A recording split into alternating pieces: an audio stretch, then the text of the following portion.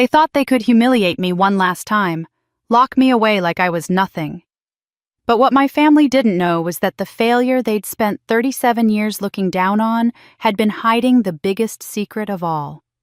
My name is Rose Sterling, and this is the story of how I went from being the forgotten daughter to owning the very ground they stood on. At my sister Brittany's wedding, the golden child's perfect day, my own mother handed me a wedding invitation with no name on it, just to occupant. Like I was a stranger. But I went anyway because I'd promised my dying father I'd always look after family. That was my first mistake. What happened next was something I never could have imagined. They locked me in the bathroom during the ceremony and sent a message to their secret family group chat, one I didn't even know existed. Perfect. This is where she belongs. Out here is for real family only. So, but here's what they didn't know. I wasn't just Rose the family disappointment anymore. I was Rose Sterling, CEO of a multi-million-dollar empire they had no idea existed. So I made one phone call. Just one. Bring them all. 10 limousines. Now. What happened in the next 30 minutes didn't just destroy a wedding. It exposed secrets that had been buried for decades, revealed a sister I never knew I had, and uncovered the truth about who really belonged in this family. By the time I was done, they weren't just silent. They were finished. This is that story. My name is Rose Sterling. I'm 37 years old, and on paper my life looks perfect. I'm the CEO of Sterling Marketing Solutions, a company I built from nothing into a multi-million-dollar enterprise.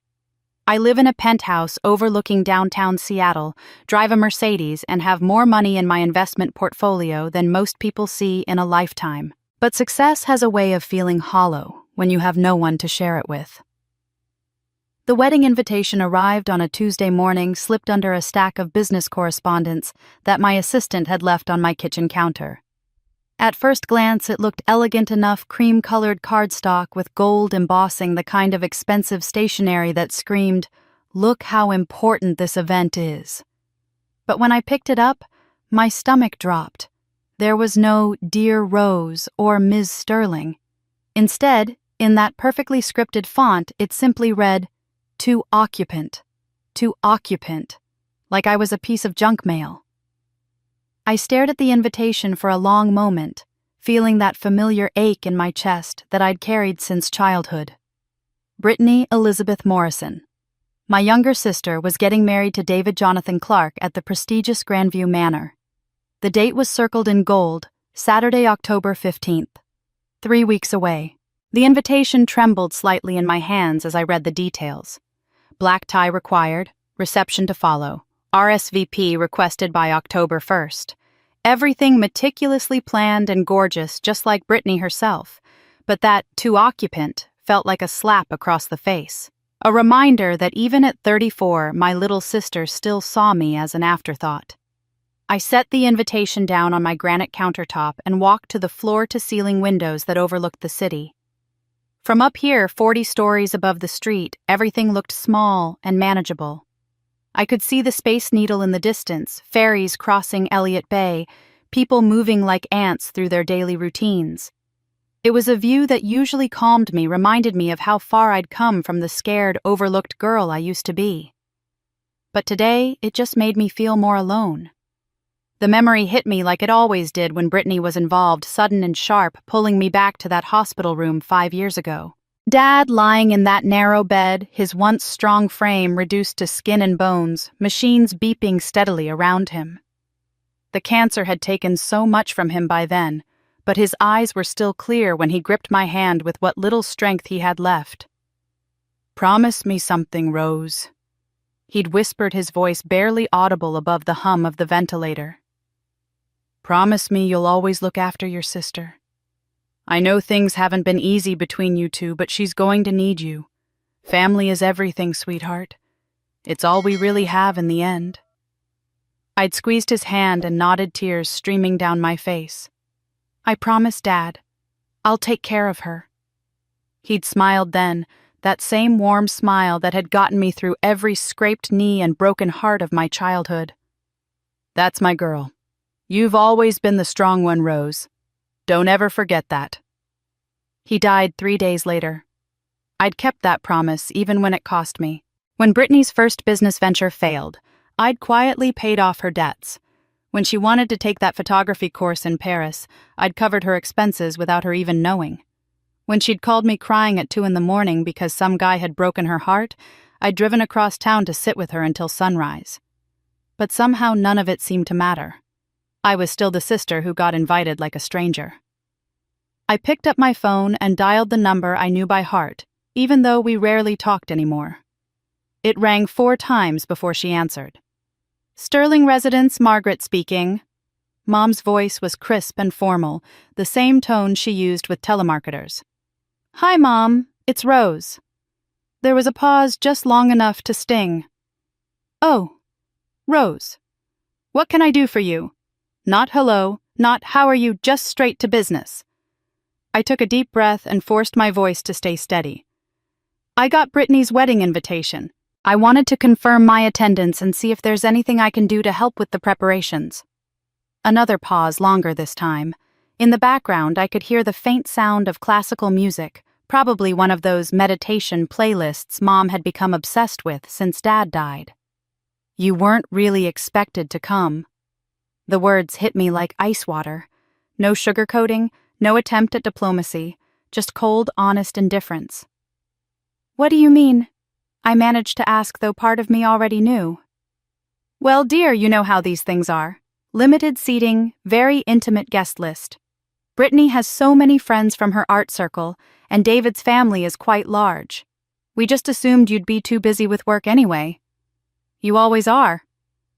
I gripped the phone tighter, my knuckles turning white. "She's my sister, Mom." "Of course she is, and we love you very much. But this is Brittany's special day and we want everything to be perfect. You understand?" Perfect. The word that had defined my sister's entire life and by extension had defined my absence from it. I hung up the phone and stood there in my empty penthouse, the silence pressing against my eardrums like a physical weight. Mom's words echoed in my head. "You weren't really expected to come." But really, when had I ever been expected anywhere in this family? The memories came flooding back as they always did when the wound was freshly opened. I was 7 years old again, standing in our childhood kitchen while Mom fussed over 4-year-old Brittany's scraped elbow. It was barely a scratch, really, but you'd have thought she'd severed an artery from the way Mom carried on. "Oh, my poor baby girl," Mom had cooed, covering the tiny mark with 3 different kinds of ointment and a princess bandage. "Mommy's little angel needs to be more careful." Meanwhile, I'd been sitting at the kitchen table with a split lip from falling off my bike, blood still trickling down my chin. When I'd finally worked up the courage to ask for a bandage, Mom had barely glanced my way. "Rose will be fine," she'd said, not even looking up from Brittany's elbow. "She's tough as nails, this one. She can handle anything." That became the family narrative: Rose the resilient, Rose the capable Rose who never needed anything because she was just so naturally strong. While Brittany was Mommy's precious princess who needs to be protected from the world. The pattern continued through elementary school, middle school, high school. When Brittany struggled with math, she got a private tutor and endless patience. When I struggled with the same subject, I was told to figure it out myself because Rose is so smart she'll work it out. When Brittany wanted to quit piano lessons because they were too hard, Mom immediately called the teacher to cancel. When I begged to quit soccer because the coach was verbally abusive, I was told that quitters never win and forced to stick it out for 2 more miserable seasons. But the real sacrifice came when I was 19 and Dad got his diagnosis. Pancreatic cancer, stage 3.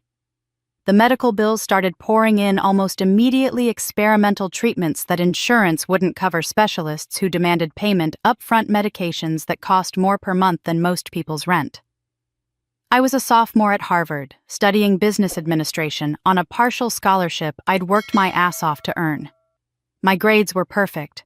My professors loved me, and I had dreams of maybe working on Wall Street or starting my own consulting firm. but when Dad needed me, there was never really a choice. "I have to drop out," I told my parents during one of our weekly hospital visits. "I can get a job help with the bills." Mom had immediately protested, but not for the reasons I'd hoped. "Oh, Rose, you don't need to do that. You're so resourceful, I'm sure you'll find another way." Meanwhile, Brittany's art school tuition in France was never even discussed as a potential cut. She was 21 and finding herself in Provence, sending home Instagram photos of herself painting landscapes and drinking wine at cafes, while I took a job at a marketing firm and handed over every paycheck to keep Dad alive. The irony wasn't lost on me that I turned out to be good at marketing, really good. Good enough that within 3 years I'd been promoted to senior account manager. Good enough that by 25 I'd saved up $50,000 and was ready to start my own agency. That's when Brittany came home from France with her grand plan to open an upscale salon. She'd learned about European beauty techniques and was convinced she could revolutionize Seattle's beauty scene. The only problem was she had no money and no business experience. "Rose is so smart with money," Mom had said during that awful family dinner where they'd all ganged up on me. "And you know how much she loves to help family." I'd written the check that night, telling myself it was an investment in my sister's future. Brittany had been so grateful, hugging me tight and promising she'd pay me back with interest as soon as the business took off. Bloom Beauty Salon was an instant success. Brittany had inherited Dad's charm and Mom's eye for aesthetics, and within 2 years, she had a waiting list 3 months long. The local newspaper did a feature on her as Seattle's rising beauty star. She was invited to speak at women's entrepreneur conferences. She started dating David, a lawyer from one of the city's most prominent families. And at the salon's 2-year anniversary party, when someone asked how she'd managed to start such a successful business so young, Brittany had smiled that radiant smile of hers and said, "Oh, I did it all myself. Did it all. Pure determination and a little bit of magic." Not one mention of my $50,000. Not one acknowledgement of the financial foundation that had made her dream possible. I'd stood there with my champagne glass watching everyone congratulate my sister on her amazing self-made success and felt more invisible than I'd ever felt in my life. Even when I'd built my own company into something 10 times more successful than her salon, even when I'd made more money than the rest of the family combined, I was still somehow the one who didn't quite belong at their table. But I made Dad a promise, and promises to the dead are sacred. 3 weeks later, I stood at the entrance of Grandview Manor, watching valets in crisp white uniforms whisk away luxury cars with practiced efficiency. The venue was everything I'd expected from Brittany, absolutely breathtaking and completely over the top. The historic mansion sprawled across manicured grounds like something out of a fairy tale, its limestone facade glowing golden in the late afternoon sun. Massive oak trees draped in thousands of tiny white lights created a canopy of stars, while a red carpet stretched from the circular driveway to the grand entrance. I'd chosen my outfit carefully, a simple navy blue dress that cost more than most people's rent, but looked understated enough not to draw unwanted attention. The silk fell perfectly to just below my knees, and I'd paired it with pearls that had belonged to my grandmother. Conservative, elegant, forgettable. Or so I'd hoped. As I approached the entrance, I could hear the soft strains of a full orchestra drifting from inside. Through the tall windows, I caught glimpses of the reception hall, an explosion of white roses and baby's breath that must have cost a fortune. Crystal chandeliers cast rainbow patterns across cream-colored walls, and I counted at least 20 round tables draped in ivory silk, each one decorated with centerpieces that were taller than most children. 500 guests, the invitation had said. I recognized many of the faces from Seattle's social pages. City council members, prominent business owners, old money families whose names appeared on hospital wings and university buildings. This wasn't just a wedding. It was a statement about the kind of circles Brittany now moved in. A uniformed usher approached me with a practiced smile. "Good evening, ma'am. Name for the guest list. Rose Sterling. I'm the bride's sister." His smile faltered slightly as he scanned his clipboard, clearly not finding what he expected. After an awkward moment, he looked up with forced cheer. "Of course. Right this way, please." As we entered the main hall, I felt the subtle shift in energy that comes when people notice something unexpected. Conversations didn't stop exactly, but they quieted. Eyes turned my way with that particular blend of curiosity and judgment that wealthy people had perfected into an art form. "Is that Brittany's sister?" I heard someone whisper behind a champagne flute. "I thought she only had one sister," came the response. "Oh no, there are two. But I heard they don't really get along. Family drama, you know how it is." "She looks familiar. Doesn't she run some little marketing company downtown?" Little marketing company, if they only knew. The usher led me to a table near the back table 18, according to the elegant calligraphy on the place card. Not quite the worst table in the room, but close enough to send a message. I was seated with what appeared to be David's college friends and their wives, people young enough to still find wedding receptions genuinely exciting. Before I could settle in, I spotted Brittany making her way through the crowd in my direction. She looked absolutely radiant in a dress that probably cost more than a new car, all flowing silk and delicate beadwork that caught the light with every movement. Her blonde hair was swept up in an elaborate updo that showcased the diamond earrings that had been our grandmother's. The same earrings I'd always assumed would be mine one day, since I was the oldest granddaughter. "Rose?" Brittany's voice carried that performative warmth she'd perfected over the years. "You made it. How wonderful." She air-kissed me on both cheeks, European style, careful not to disturb her makeup. Her smile was bright and perfect, but it didn't reach her eyes. "You look beautiful, Britt," I said, and meant it. Whatever else I thought about my sister, I'd never been able to deny that she was stunning. "Thank you, sweetie. Oh, you simply must meet David's cousin, Patricia. She runs the most darling little art gallery in Pioneer Square. Patricia, this is my older sister, Rose. She's in business." The introduction lasted exactly long enough to be polite before Brittany was whisked away by someone else demanding her attention. I watched her glide through the crowd, stopping to hug and laugh with seemingly everyone in the room, her joy infectious and seemingly genuine. I was still watching when I felt a firm hand on my arm. Mom appeared beside me, resplendent in dusty rose silk, and wearing the same pearls she'd worn to every important family event for the past 20 years. "Rose, darling," she said, her voice low and controlled. "So lovely that you decided to come after all." Her grip on my arm tightened slightly as she guided me toward a quieter corner of the room, away from the main flow of guests. "Now listen to me carefully."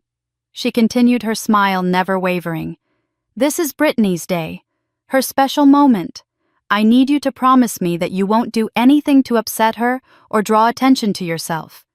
No family drama, no bringing up old grievances. Just smile, be pleasant, and let your sister have her fairy tale. Can you do that for me?" I looked at my mother, really looked at her, and saw something I'd never noticed before. Fear. She was actually afraid of what I might do or say. I smiled and nodded like the good daughter I'd always been. What they did next, I never could have imagined. The ceremony was beautiful, I had to admit. Brittany floated down the aisle like something out of a magazine, and David looked genuinely smitten as she approached the altar. The orchestra played Pachelbel's canon flawlessly, and there wasn't a dry eye in the house when they exchanged vows they'd written themselves. Even I found myself getting a little emotional, remembering the little girl who used to play dress-up in Mom's old wedding dress. During the cocktail hour that followed, I nursed a glass of champagne and made polite conversation with the other guests at my table. They were nice enough people. David's fraternity brothers and their wives, all successful young professionals who seemed genuinely interested in getting to know me. For a brief moment, I almost forgot why I'd been dreading this day. It was just before dinner service when I excused myself to find the restroom.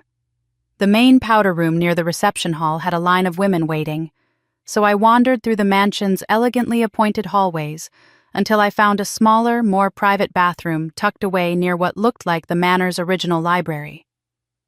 The restroom was as luxurious as everything else at Grandview marble countertops, gold fixtures and lighting that was actually flattering instead of the harsh fluorescence you usually found in public bathrooms. I touched up my lipstick and checked my hair, taking a moment to collect myself before heading back to face the rest of the evening. That's when I heard the distinct sound of a key turning in a lock. At first, I thought I had imagined it, but when I tried the door handle, it wouldn't budge.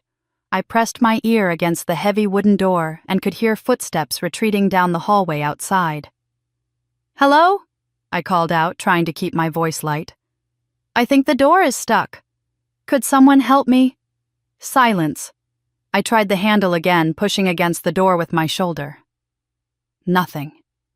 The door was definitely locked from the outside. My heart started to race as I realized this couldn't be an accident. You don't accidentally lock someone in a bathroom with a key. That's when my phone buzzed. I pulled it from my purse, expecting maybe a work email or a spam text. Instead, I saw a notification for a group message from something called Sterling Family. I'd never seen this group chat before. I wasn't even sure how I'd been added to it. The message was from Mom. "Perfect. This is where she belongs. Out here is for real family only." I stared at the screen, reading the words over and over, trying to make sense of what I was seeing. Below Mom's message, there were other responses starting to come in. Brittany. "Thank God. I was worried she'd find a way to ruin the photos." David. "Your mom is genius. How long should we leave her?" Brittany. "At least until after dinner, maybe longer." Mom. "She'll figure out how to get out eventually. She always does. Rose is so resourceful." There were laugh-crying emojis. Actual emojis. They were laughing about this.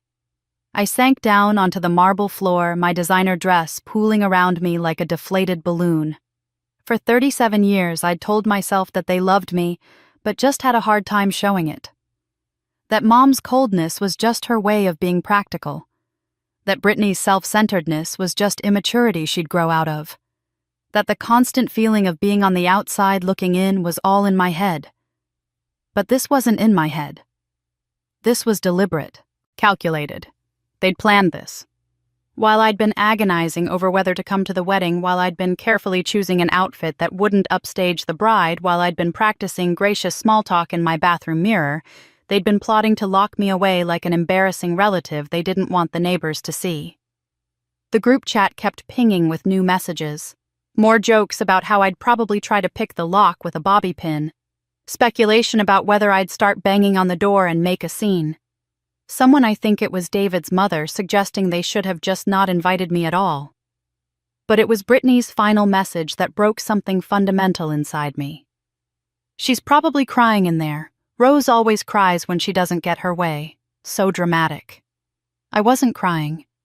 For the first time in my entire life, I wasn't crying when my family hurt me. Instead, I felt something I'd never experienced before, a white-hot rage that started in my chest and spread through my entire body like wildfire. All those years of making excuses for them. All those years of convincing myself that if I just tried harder, loved them more, sacrificed more, they'd finally see me as worthy of their affection. All those years of being the good daughter who never complained, never fought back, never demanded the respect I deserved. They thought I was weak. They thought I was pathetic. They thought I was someone they could lock away and forget about while they celebrated with their real family. They had no idea who they were dealing with. My hands stopped shaking. I made one phone call. The number I dialed was one that very few people had access to. It rang twice before a crisp, professional voice answered. "Lisa Chen speaking." "Lisa, it's Rose. I need the executive fleet. All 10 limousines. Bring them to Grandview Manor on Capitol Hill. And I need them now." There was a moment of stunned silence on the other end. In the 5 years that Lisa had been my executive assistant, I had never once used the company fleet for personal business. Hell, most people didn't even know Sterling Enterprises owned a fleet of luxury vehicles. "All 10, Ms. Sterling, are you certain?" "Every single one. Full drivers, full detail. I want them lined up in front of this place like we're hosting a state dinner. How quickly can you make it happen?"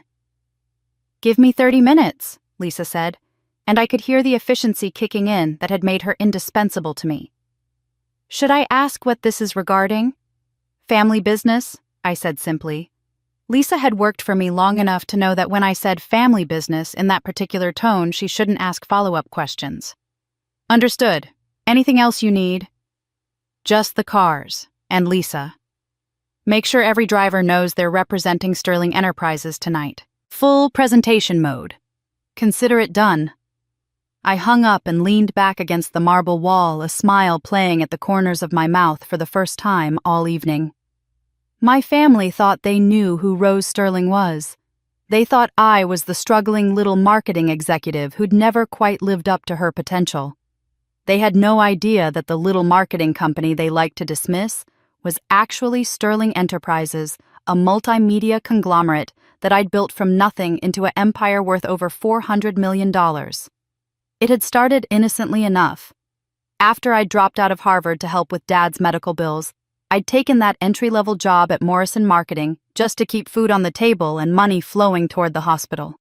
But I'd always been good with numbers, good with strategy, and it turned out I had a natural instinct for understanding what made people want to buy things. Within 2 years, I was managing accounts that brought in more revenue than some small countries. By year 3, I'd identified inefficiencies in the company's structure that were costing them millions annually. When I presented my findings to the board, they promoted me to senior account director and gave me a bonus large enough to start thinking about my own future. The transition from employee to entrepreneur happened gradually. I started freelance consulting on weekends, taking on clients that Morrison couldn't or wouldn't handle. Then I registered Sterling Marketing Solutions as an LLC, operating it out of my apartment while still working my day job. The first year, I made an additional $50,000. The second year, it was closer to $200,000. By the time I was 28, Sterling Marketing Solutions was generating enough revenue that I could quit Morrison and focus on my own company full-time. But I didn't stop there. I used the profits to acquire smaller marketing firms, expand into public relations, then digital media, then content creation. Every expansion was carefully calculated, every acquisition thoroughly researched. The decision to keep my success secret from my family had been deliberate. I'd watched what happened when people knew you had money. Suddenly you became everyone's solution to their problems. Every family gathering would turn into a pitch session. Every phone call would come with an ulterior motive.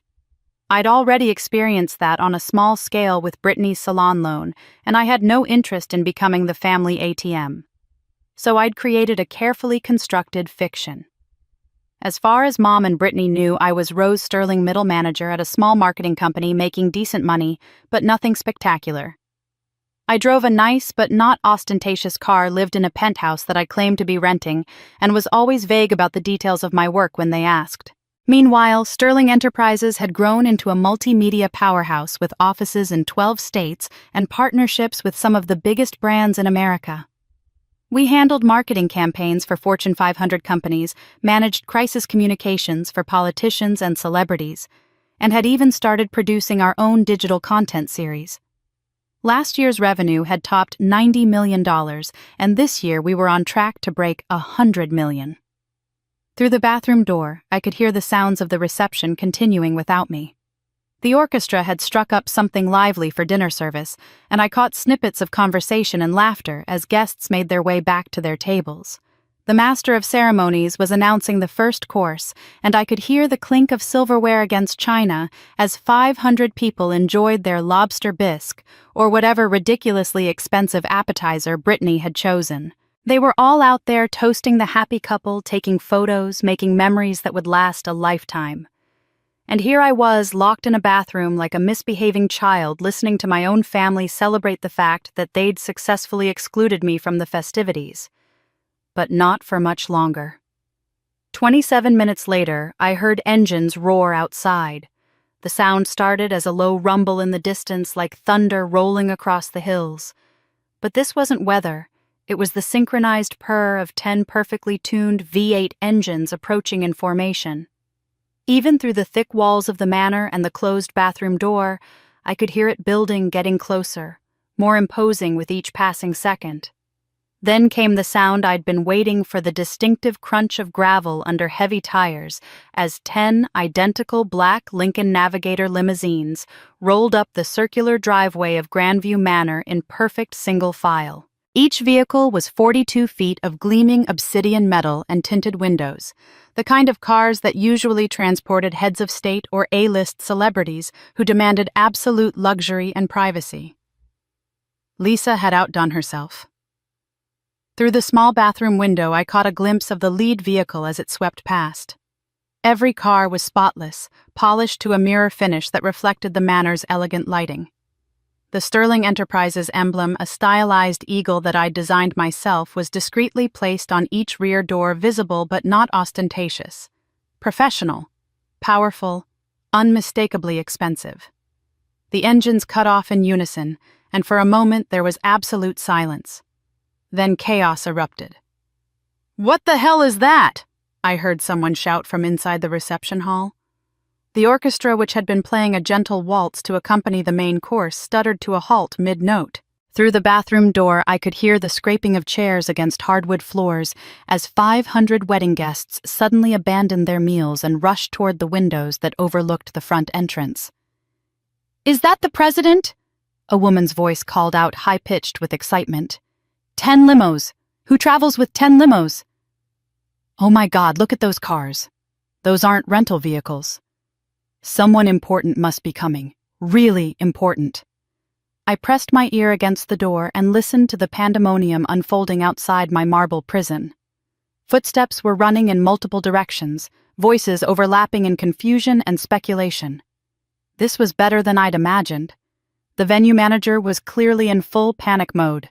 I could hear him barking orders to his staff as they scrambled to figure out what protocol they were supposed to follow when an unannounced motorcade showed up at a private wedding. "Check the guest list again. Did anyone RSVP with the security detail? Should we call the police?" "No, don't call the police. What if it's someone legitimate and we embarrass them?" "But who could it be, the governor? A senator?" Through the bathroom window, I watched as the manor's security guards, 2 men who normally dealt with drunk wedding guests and parking disputes, approached the lead limousine with obvious uncertainty. They'd probably never encountered anything like this in their careers. The drivers remained in their vehicles' engines off, but clearly ready to move at a moment's notice. Professional, disciplined, waiting for orders. I could hear wedding guests pressing against the windows, now their voices getting louder as the excitement built. "Are those government plates? I can't see through the windows. They're too dark." "Maybe it's a celebrity." "Oh my God, what if Taylor Swift is crashing Britney's wedding?" "Don't be ridiculous. Taylor Swift doesn't travel with 10 cars." "Well, someone does." The irony wasn't lost on me. For the first time in my life, I was the center of attention at a Sterling family event, and nobody even knew it was me causing the commotion. All those years of being overlooked, dismissed, treated like an afterthought. And now 500 people were glued to windows trying to figure out what kind of VIP had just arrived at Britney's perfect wedding. I heard rapid footsteps approaching the bathroom door, probably venue staff trying to find alternative routes through the building, or maybe security doing a sweep to make sure no unauthorized persons were lurking in the private areas. Either way, it meant my solitary confinement was about to end. The sound of a key turning in the lock was the sweetest music I'd ever heard. For 37 years, I'd been the Sterling daughter who didn't matter. The one who could be ignored, dismissed, locked away when she became inconvenient. I'd spent decades accepting their treatment, telling myself that love meant sacrifice, that family meant always being the bigger person, that keeping the peace was more important than demanding respect. But as that lock clicked open and I prepared to step back into the world, I felt something I'd never experienced before.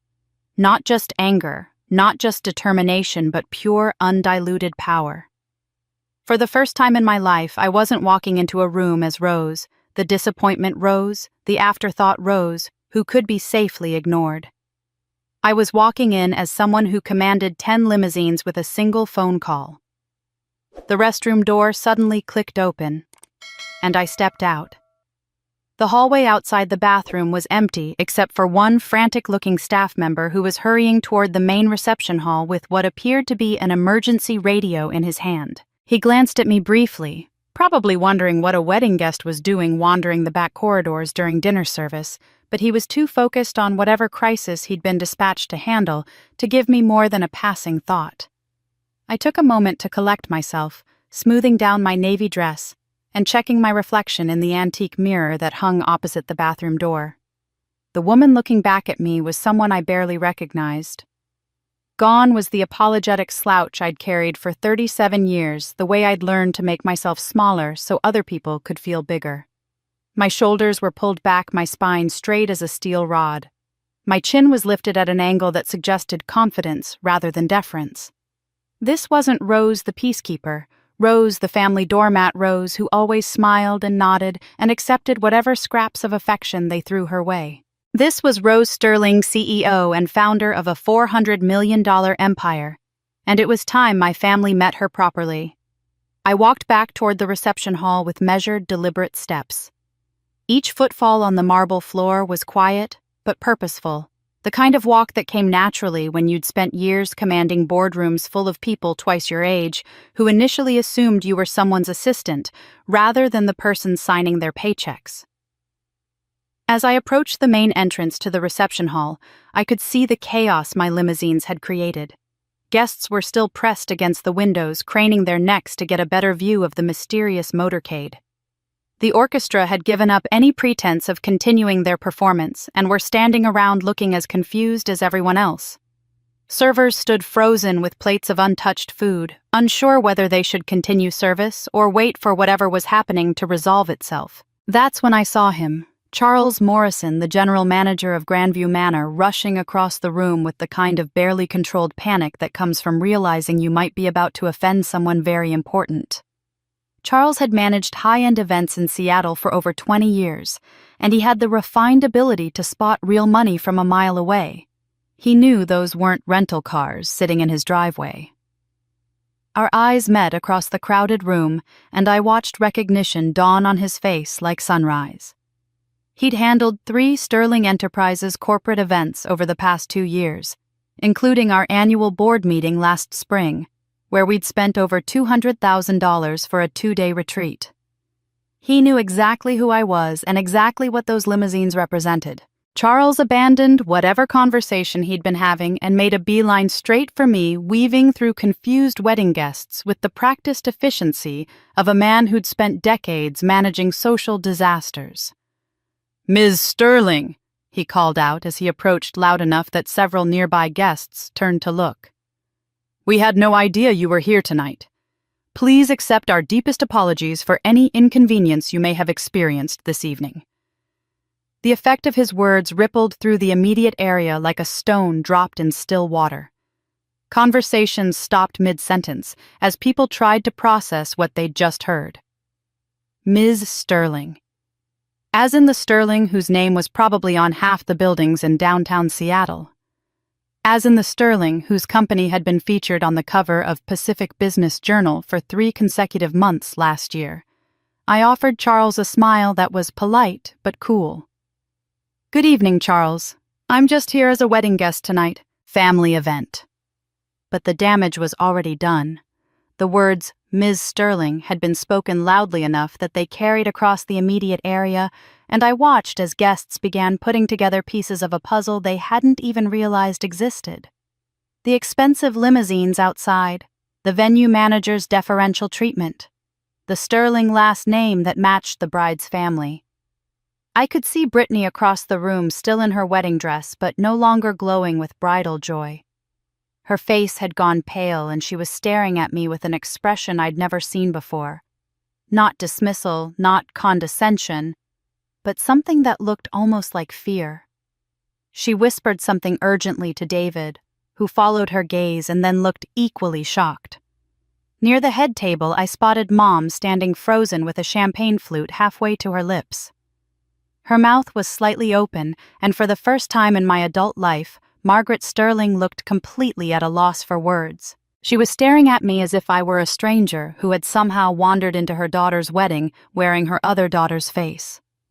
As I began walking toward the center of the room, something extraordinary happened. People moved out of my way. Not the grudging half-step aside that you give to someone you're barely tolerating, but the automatic respectful space that people create for someone they recognize as important. Conversations stopped as I passed. Heads turned. I could feel the weight of 500 pairs of eyes following my progress across the room. For 37 years, I'd walked through family gatherings feeling invisible, ignored, tolerated at best. Now, for the first time in my life, I commanded attention simply by existing in the space. These people didn't know my history with Brittany and Mom. They didn't know about years of being treated like the family disappointment.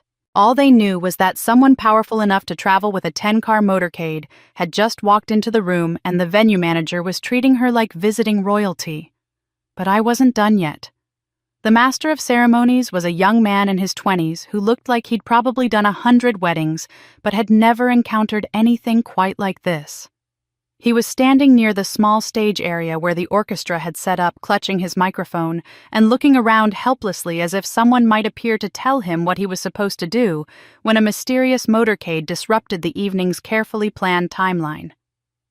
I walked directly toward him, my heels clicking against the hardwood floor, with the kind of confidence that comes from knowing you own the ground you're walking on. Literally in this case.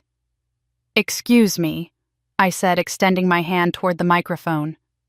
"I believe it's time for the sister of the bride to say a few words."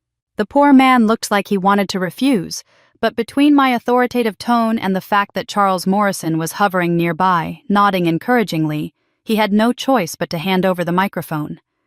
His hands were actually shaking as he passed it to me. I stepped up onto the small platform and the entire reception hall fell silent. 500 people turned their attention to me with the kind of focused intensity usually reserved for major announcements or natural disasters. The orchestra members stood frozen with their instruments, unsure whether they should prepare to play or simply wait to see what happened next. "Ladies and gentlemen," I began, my voice carrying clearly through the excellent sound system that Grandview Manor was known for. "I'm Rose Sterling, sister of the bride." A murmur rippled through the crowd. Most of the guests had probably assumed I was some kind of business associate or perhaps a family friend. The revelation that I was actually Brittany's sister sent whispers racing across the room as people tried to reconcile what they were seeing with whatever story they'd been told about the Sterling family dynamics. I could see Brittany at the head table, her face having progressed from pale to almost green. She was gripping David's hand so tightly that her knuckles had turned white, and she kept glancing toward the exits as if calculating whether she could make a run for it in her wedding dress. "I know many of you are curious about the motorcade outside," I continued, allowing a small smile to play at the corners of my mouth. "I apologize for any disruption to this beautiful celebration.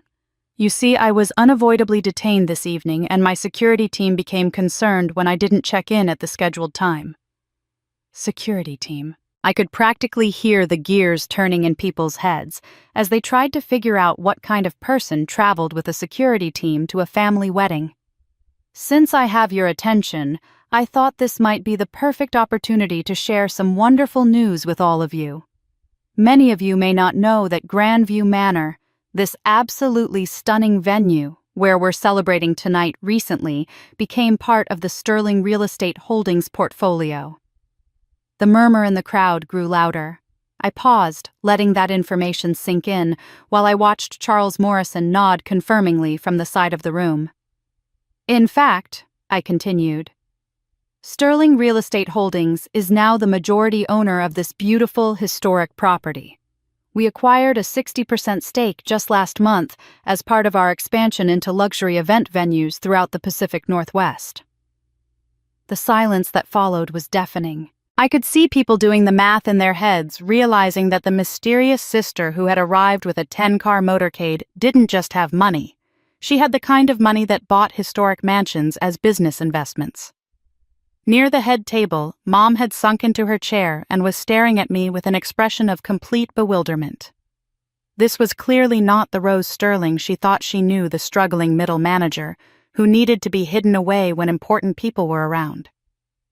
"So, in a very real sense," I said, my voice warm, but carrying an edge that anyone who'd ever negotiated with me would recognize, This celebration is taking place in what you might call the family home. How wonderfully appropriate. I turned to look directly at Brittany and David, my smile never wavering. I want to take this opportunity to congratulate my sister and her new husband. Brittany has always had such excellent taste, such a keen eye for identifying exactly what she wants. She's always known how to choose what belongs to others. The words hung in the air like a challenge. Anyone paying attention could hear the subtext, could sense that there were layers to this family dynamic that went far beyond typical sibling rivalry. The atmosphere in the room had shifted completely from joyous celebration to something much more complex and uncomfortable. I could see some of the guests exchanging glances, clearly picking up on the tension, but not sure what they were witnessing. A few people near the back had their phones out, probably recording what was turning into the most dramatic wedding speech they'd ever witnessed. My dear sister has always been so talented at taking credit for success. I continued, my voice still perfectly pleasant while the knife twisted. So gifted at presenting herself as self-made while standing on foundations that others have built for her. Brittany was openly staring at me now, her mouth slightly open. I don't think she'd ever heard me speak with this kind of authority, this level of controlled power. For 37 years, she'd known me as the sister who always backed down, who always apologized, who always made herself smaller, so Brittany could shine brighter. The woman standing on this stage was someone entirely different. And as for my wedding gift to the happy couple, I reached into my small evening purse and pulled out my phone, holding it up so the screen was visible to the crowd. The venue's excellent lighting system meant that even people in the back could see what I was about to show them. My wedding gift is the gift of truth, I said, my voice carrying clearly through the sound system. You see, when you own a diversified portfolio of businesses, you sometimes discover interesting connections that others might prefer to keep hidden. I could see David shifting uncomfortably in his chair, his face beginning to take on a grayish pallor that had nothing to do with the lighting. For instance, David, I was reviewing some outstanding accounts at Sterling Bank yesterday. That's one of my subsidiary companies, and I noticed a rather substantial debt in your name. $2.3 million to be exact, from a series of business loans that went into default 8 months ago. The murmur in the crowd grew louder. David's mouth opened and closed like a fish out of water, but no sound came out.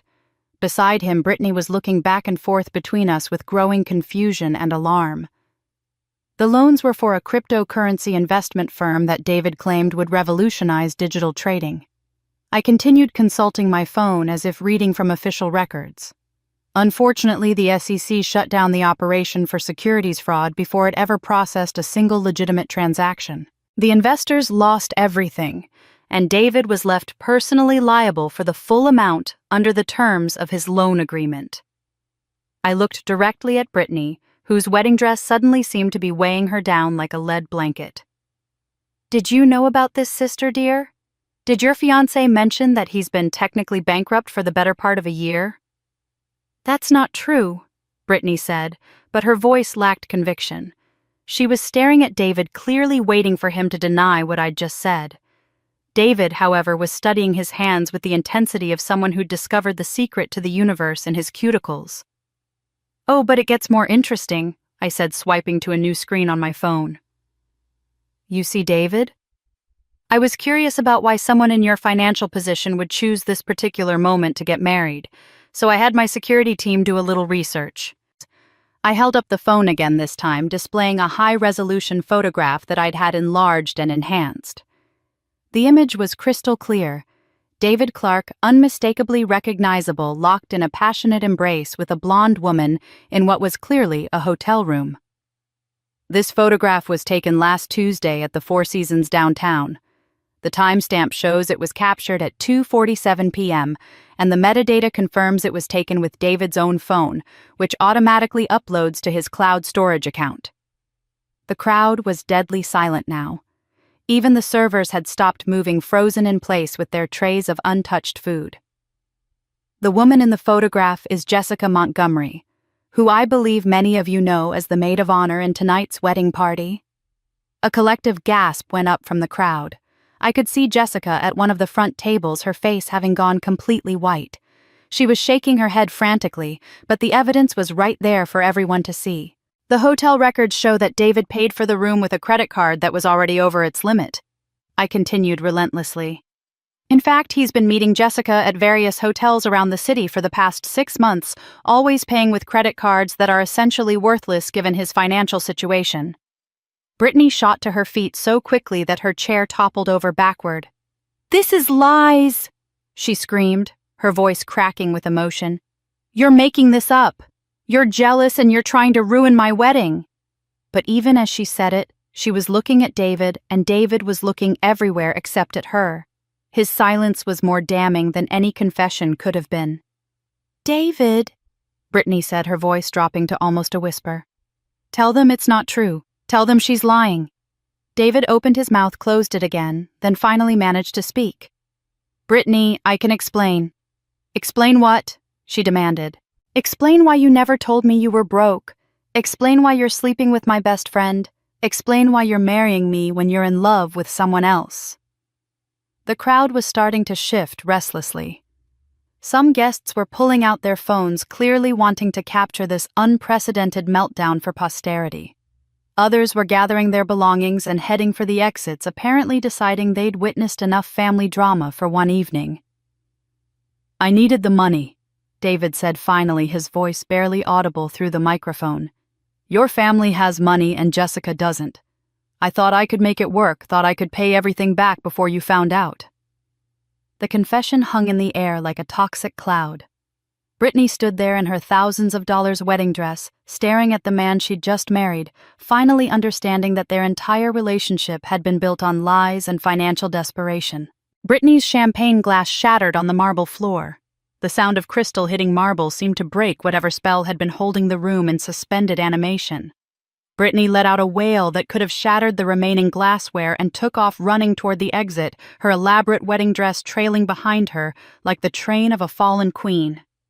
The delicate beadwork that had probably taken weeks to hand-sew was catching on chair legs and table corners, leaving a trail of scattered pearls and broken threads in her wake. "Brittany, wait!" David called after her, finally finding his voice, now that it was far too late. He stumbled to his feet, knocking over his own chair in his haste to follow her. "Let me explain. It's not what you think." But Brittany was already disappearing through the main entrance, the sound of her sobbing echoing off the marble walls of the foyer. David ran after her, his formal shoes slipping on the polished floor, his voice growing more desperate with each step. "Brittany, please, I love you. I can fix this." The reception hall erupted into chaos. Conversations exploded at every table as guests tried to process what they'd just witnessed. Some people were standing on their chairs to get a better view of the drama unfolding, while others were frantically texting or calling people who hadn't been fortunate enough to witness the spectacle firsthand. "That was absolutely brutal," I heard someone say from a nearby table. "Brutal, but necessary," came the response. That poor girl deserved to know what kind of man she was marrying. But not everyone was on my side. From the other direction, I caught snippets of harsher commentary. How could she do that to her own sister, on her wedding day of all days? It's cruel, that's what it is. Even if it's true, there's a time and a place. She could have told her privately. This was just revenge, pure and simple. The guests were splitting into clear factions, those who believed I'd performed a necessary intervention, and those who thought I'd committed an unforgivable act of sibling cruelty. The arguments were getting louder, with some people actually standing up to face off with others at neighboring tables. In the middle of it all, Mom was trying desperately to salvage something from the wreckage. She'd positioned herself near the head table and was speaking in urgent, hushed tones to anyone who would listen, her hands gesturing frantically as she attempted damage control. "There's obviously been some kind of misunderstanding," I heard her saying to a group of David's relatives.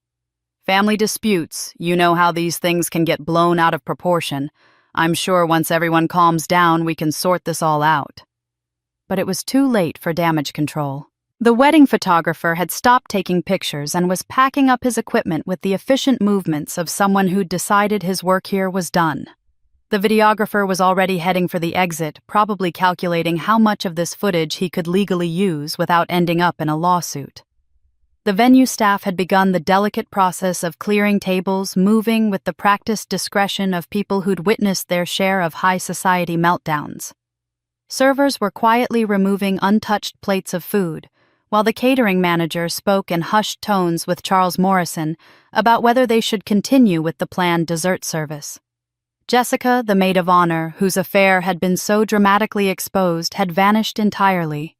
Her table was empty, except for her abandoned purse and a lipstick-stained napkin suggesting she'd made her escape during the initial chaos following my revelations.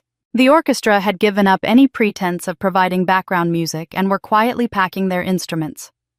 The violinist I'd heard earlier was wrapping her bow with the kind of careful attention that suggested she was trying very hard not to think about what she'd just witnessed.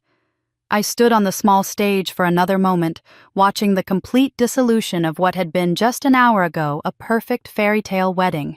500 people who'd come expecting an evening of celebration were instead filing out into the night, their conversations animated by the most dramatic family implosion most of them had probably ever witnessed firsthand. For 37 years, I'd been the forgotten Sterling daughter, the one who could be locked away when she became inconvenient.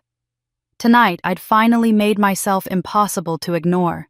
The satisfaction I felt was unlike anything I'd ever experienced, a deep, visceral sense of justice finally being served.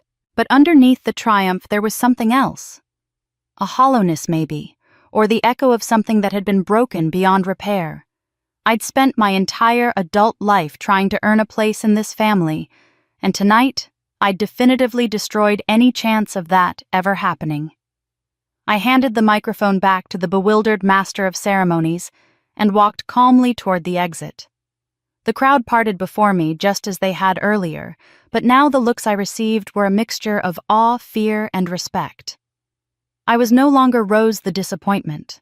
I was Rose the destroyer. Rose who could bring down a wedding with a single phone call and a few well-chosen words. Outside, my limousines were still waiting in perfect formation. I climbed into the lead car, settling into the leather seats that smelled like money and power, and nodded to my driver.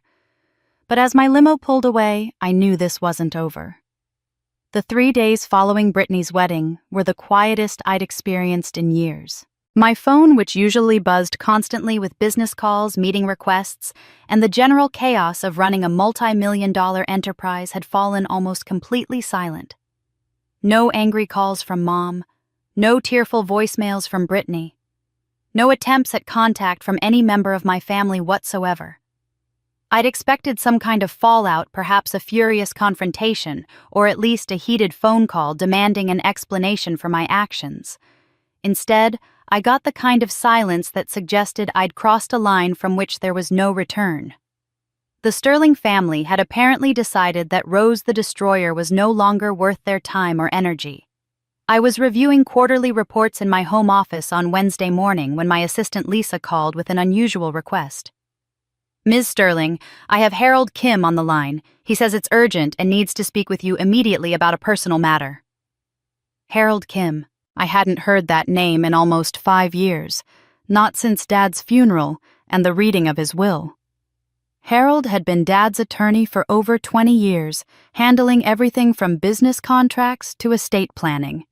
He was a man in his 70s now, old school in the best possible way, with the kind of integrity that had become increasingly rare in the legal profession. "Put him through," I said, curious about what could be so urgent after all this time. "Rose, my dear." Harold's voice carried the weight of his years, but was still sharp and clear. "I hope you're well. I'm calling because I need to see you as soon as possible. There's something I should have given you years ago, and recent events have convinced me that I can't wait any longer." Recent events. Word of the wedding disaster had clearly traveled through Seattle's social circles faster than I'd anticipated. "Of course, Harold. When would be convenient?" "Today, if possible. This afternoon. Can you come to my office? And Rose, please come alone. This is a matter that requires complete privacy." There was something in his tone that made my stomach tighten. Harold Kim was not a man given to drama or unnecessary urgency. If he said something couldn't wait, it meant something significant was happening. I arrived at Harold's downtown office 2 hours later.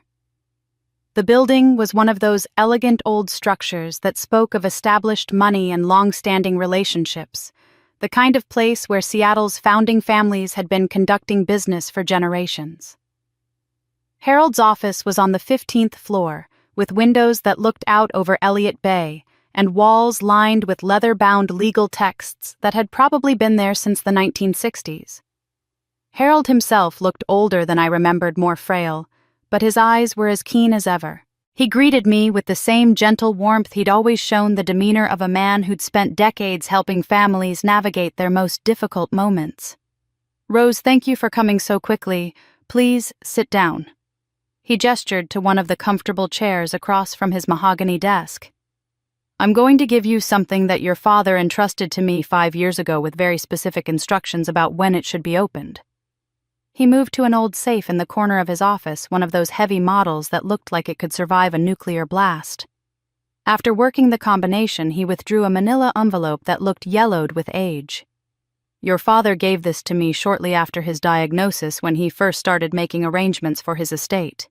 He was very specific about the conditions under which you should receive it." Harold's voice grew solemn as he handed me the envelope. He said, and I quote, "Only give this to Rose if something suspicious happens to the will, or if the family dynamics become so toxic that she needs to know the truth." The envelope felt heavier than it should have, as if it contained more than just paper. My name was written across the front in Dad's familiar handwriting, along with a date from 5 years ago, and the words, "For Rose's eyes only." "Harold, what is this about?" "Open it, my dear. Your father will explain better than I ever could." My hands trembled slightly as I broke the seal. Inside was a single sheet of Dad's personal letterhead, covered in his neat handwriting.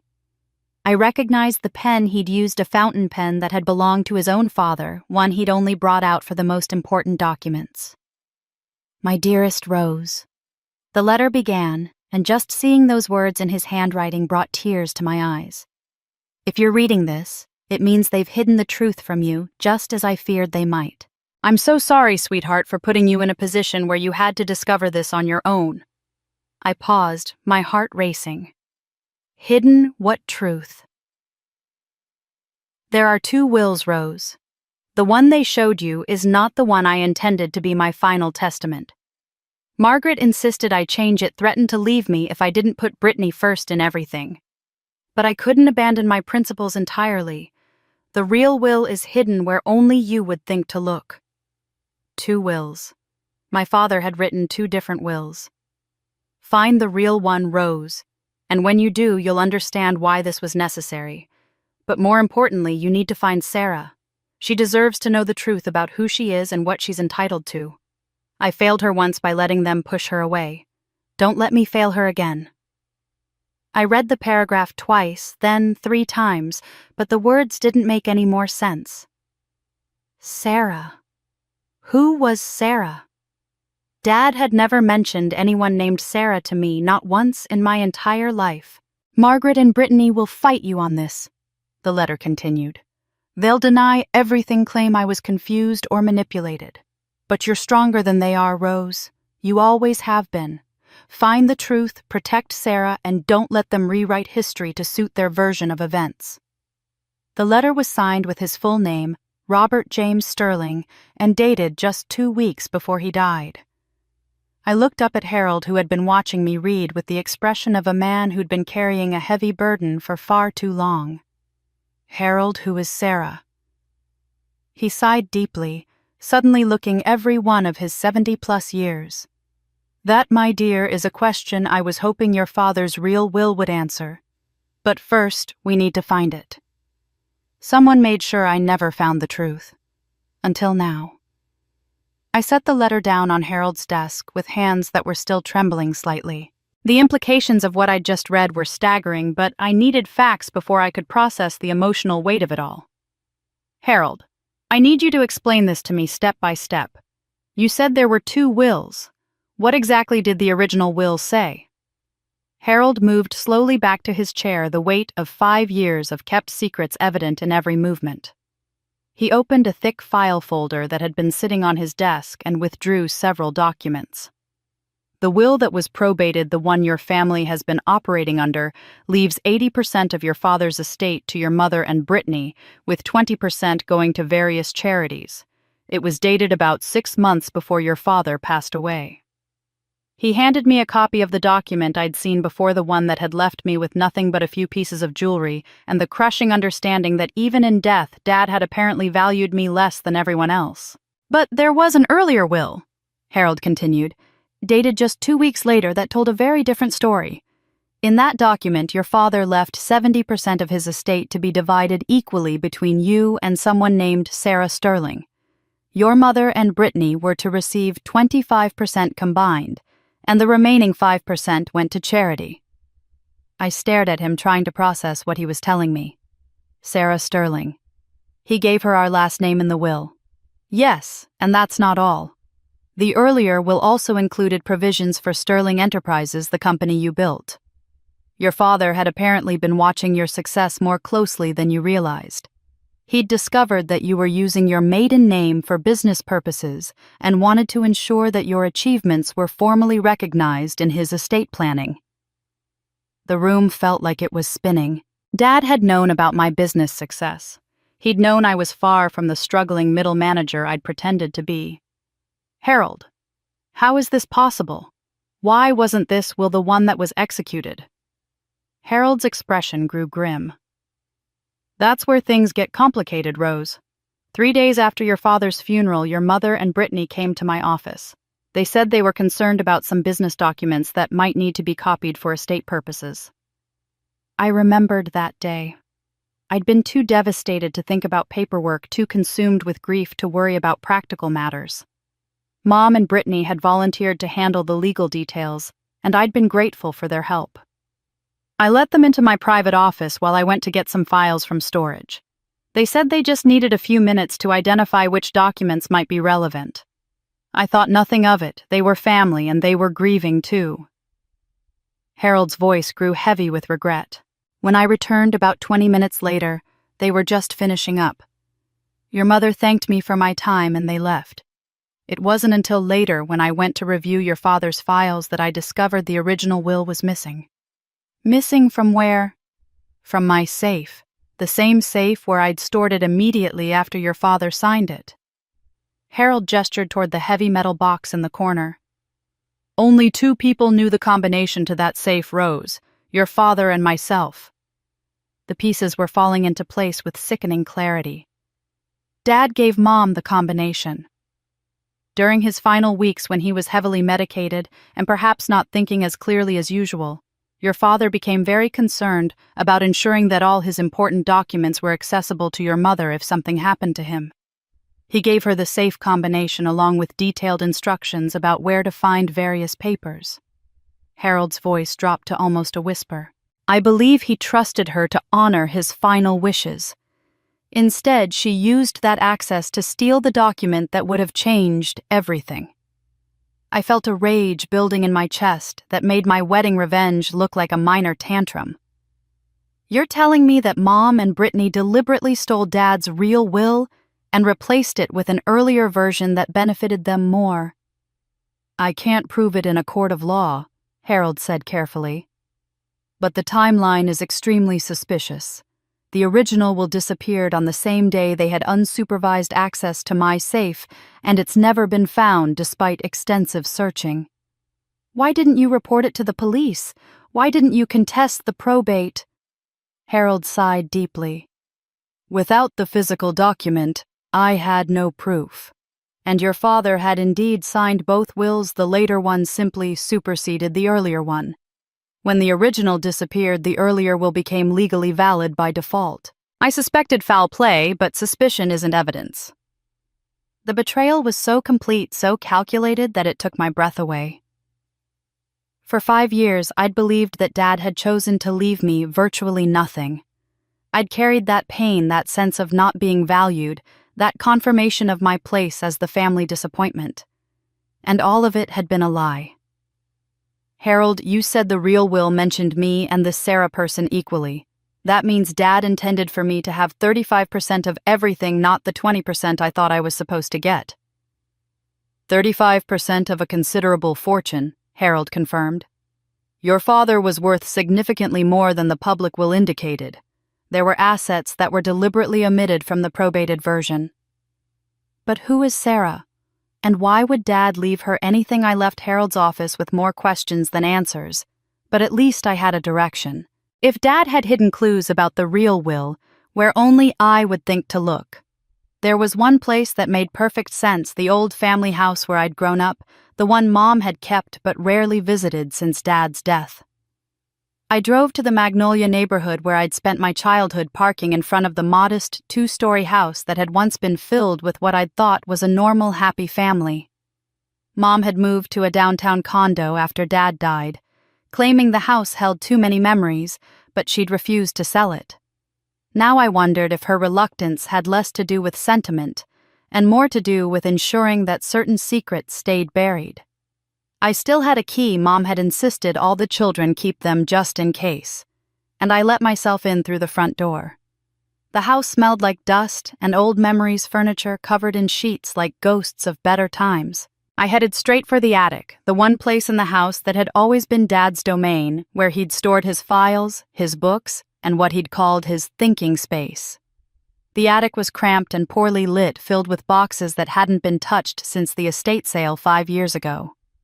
I began systematically searching through everything, looking for anything that might explain who Sarah was and why Dad had included her in his will.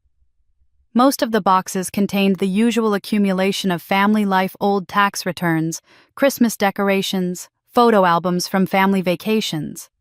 It was behind a stack of Dad's old business journals that I found a section of wall paneling that didn't quite line up with the rest. When I pressed against it, a small panel shifted, revealing a hidden compartment that couldn't have been more than 2 feet square.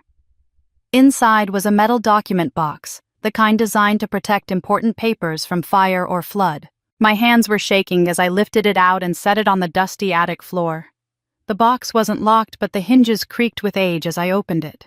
The first thing I saw was a birth certificate, Sarah Elizabeth Sterling, born March 15, 1986.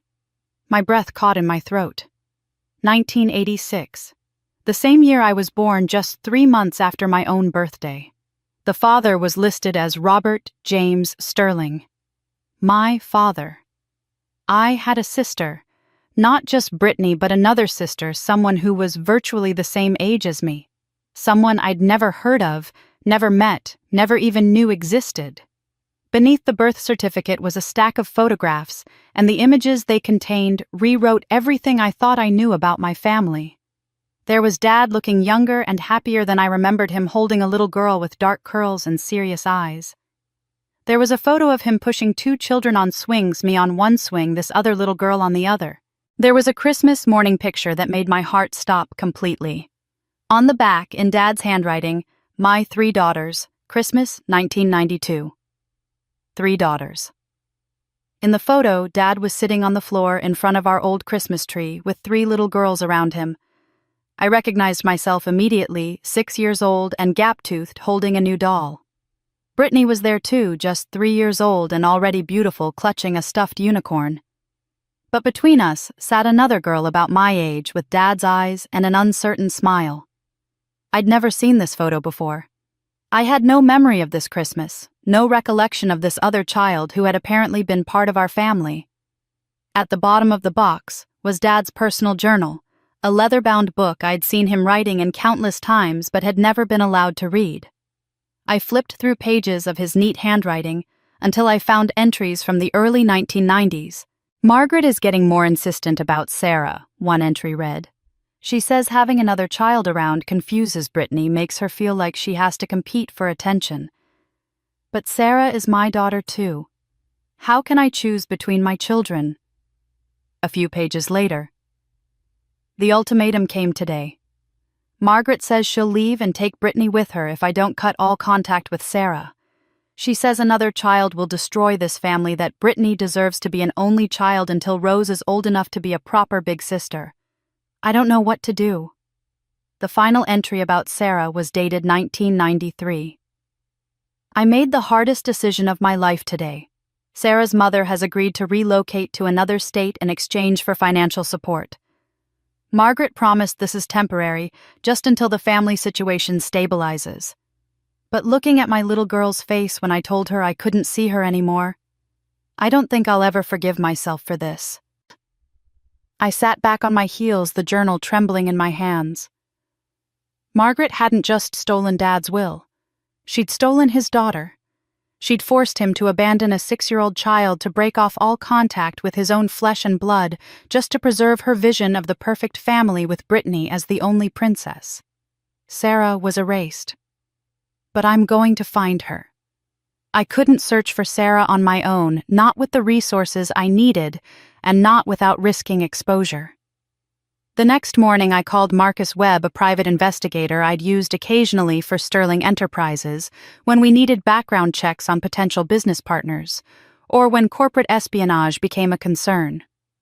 Marcus was ex-FBI, the kind of methodical professional who could find a needle in a haystack and provide you with a detailed report on how it got there. When I explained what I needed locating someone named Sarah Sterling, born in 1986, he didn't ask unnecessary questions about why a successful CEO was suddenly searching for a woman she'd never mentioned before.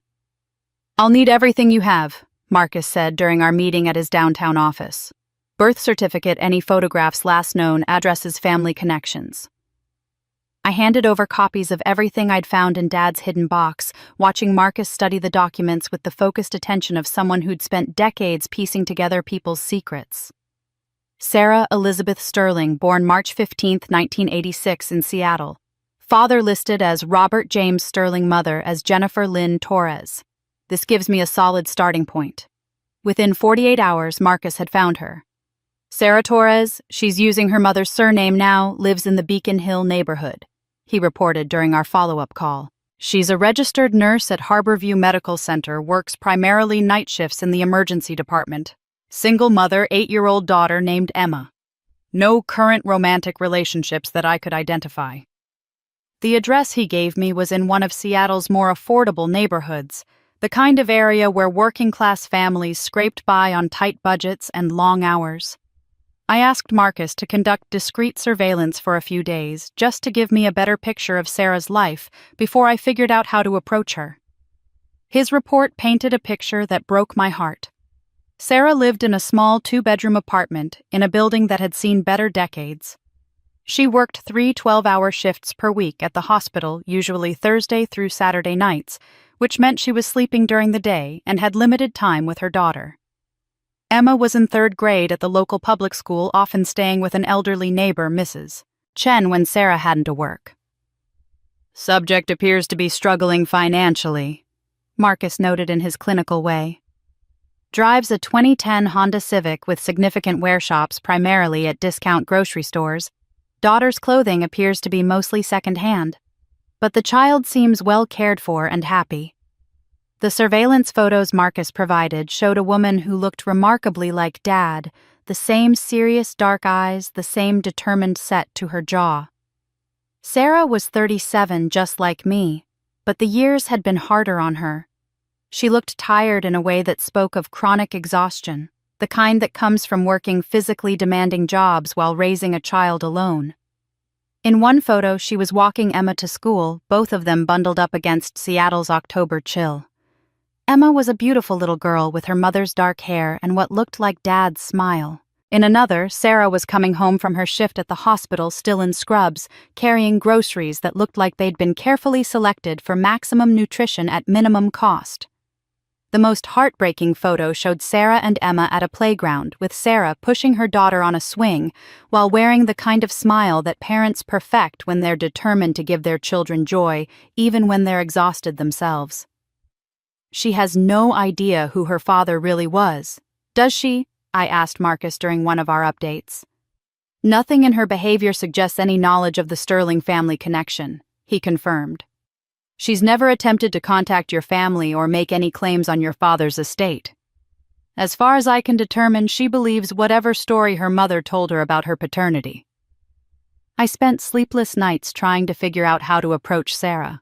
How do you walk up to someone and say, "Hello, I'm the sister you never knew you had, and by the way, our father was wealthy and left you a significant inheritance that was stolen by our stepmother"? How do you explain 30 years of separation without destroying someone's understanding of their own life story? But the decision was taken out of my hands when Marcus called with urgent news. "We have a problem," he said without preamble. "Sarah's being watched by someone else. Blonde woman, mid-30s, driving a black BMW X5. She's been conducting her own surveillance for at least 3 days, maybe longer." My blood ran cold. "Can you get a photo of this woman?" "Already did. Sending it to your phone now." The image that appeared on my screen confirmed my worst fears. Brittany, unmistakable even from a distance, sitting in her car outside Emma's school with a telephoto lens camera on the passenger seat. "Marcus, I need you to increase surveillance immediately. Full protection detail for both Sarah and her daughter. And I need to know everything about what this other woman has been doing." Understood.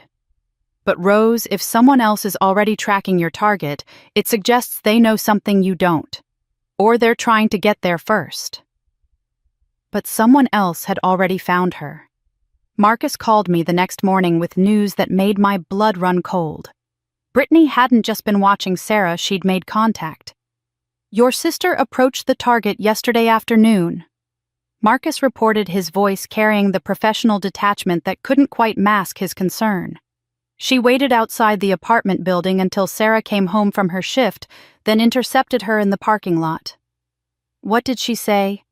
I asked, though I already dreaded the answer. I was too far away to hear the conversation, but it lasted about 15 minutes. Your sister handed Sarah an envelope, looked thick, probably containing cash. Sarah seemed hesitant at first, but she took it. I felt sick.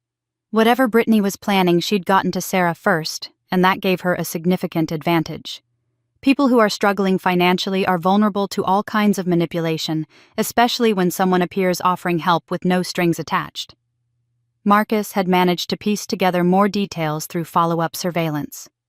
Brittany had introduced herself as a family friend who'd heard about Sarah's situation and wanted to help.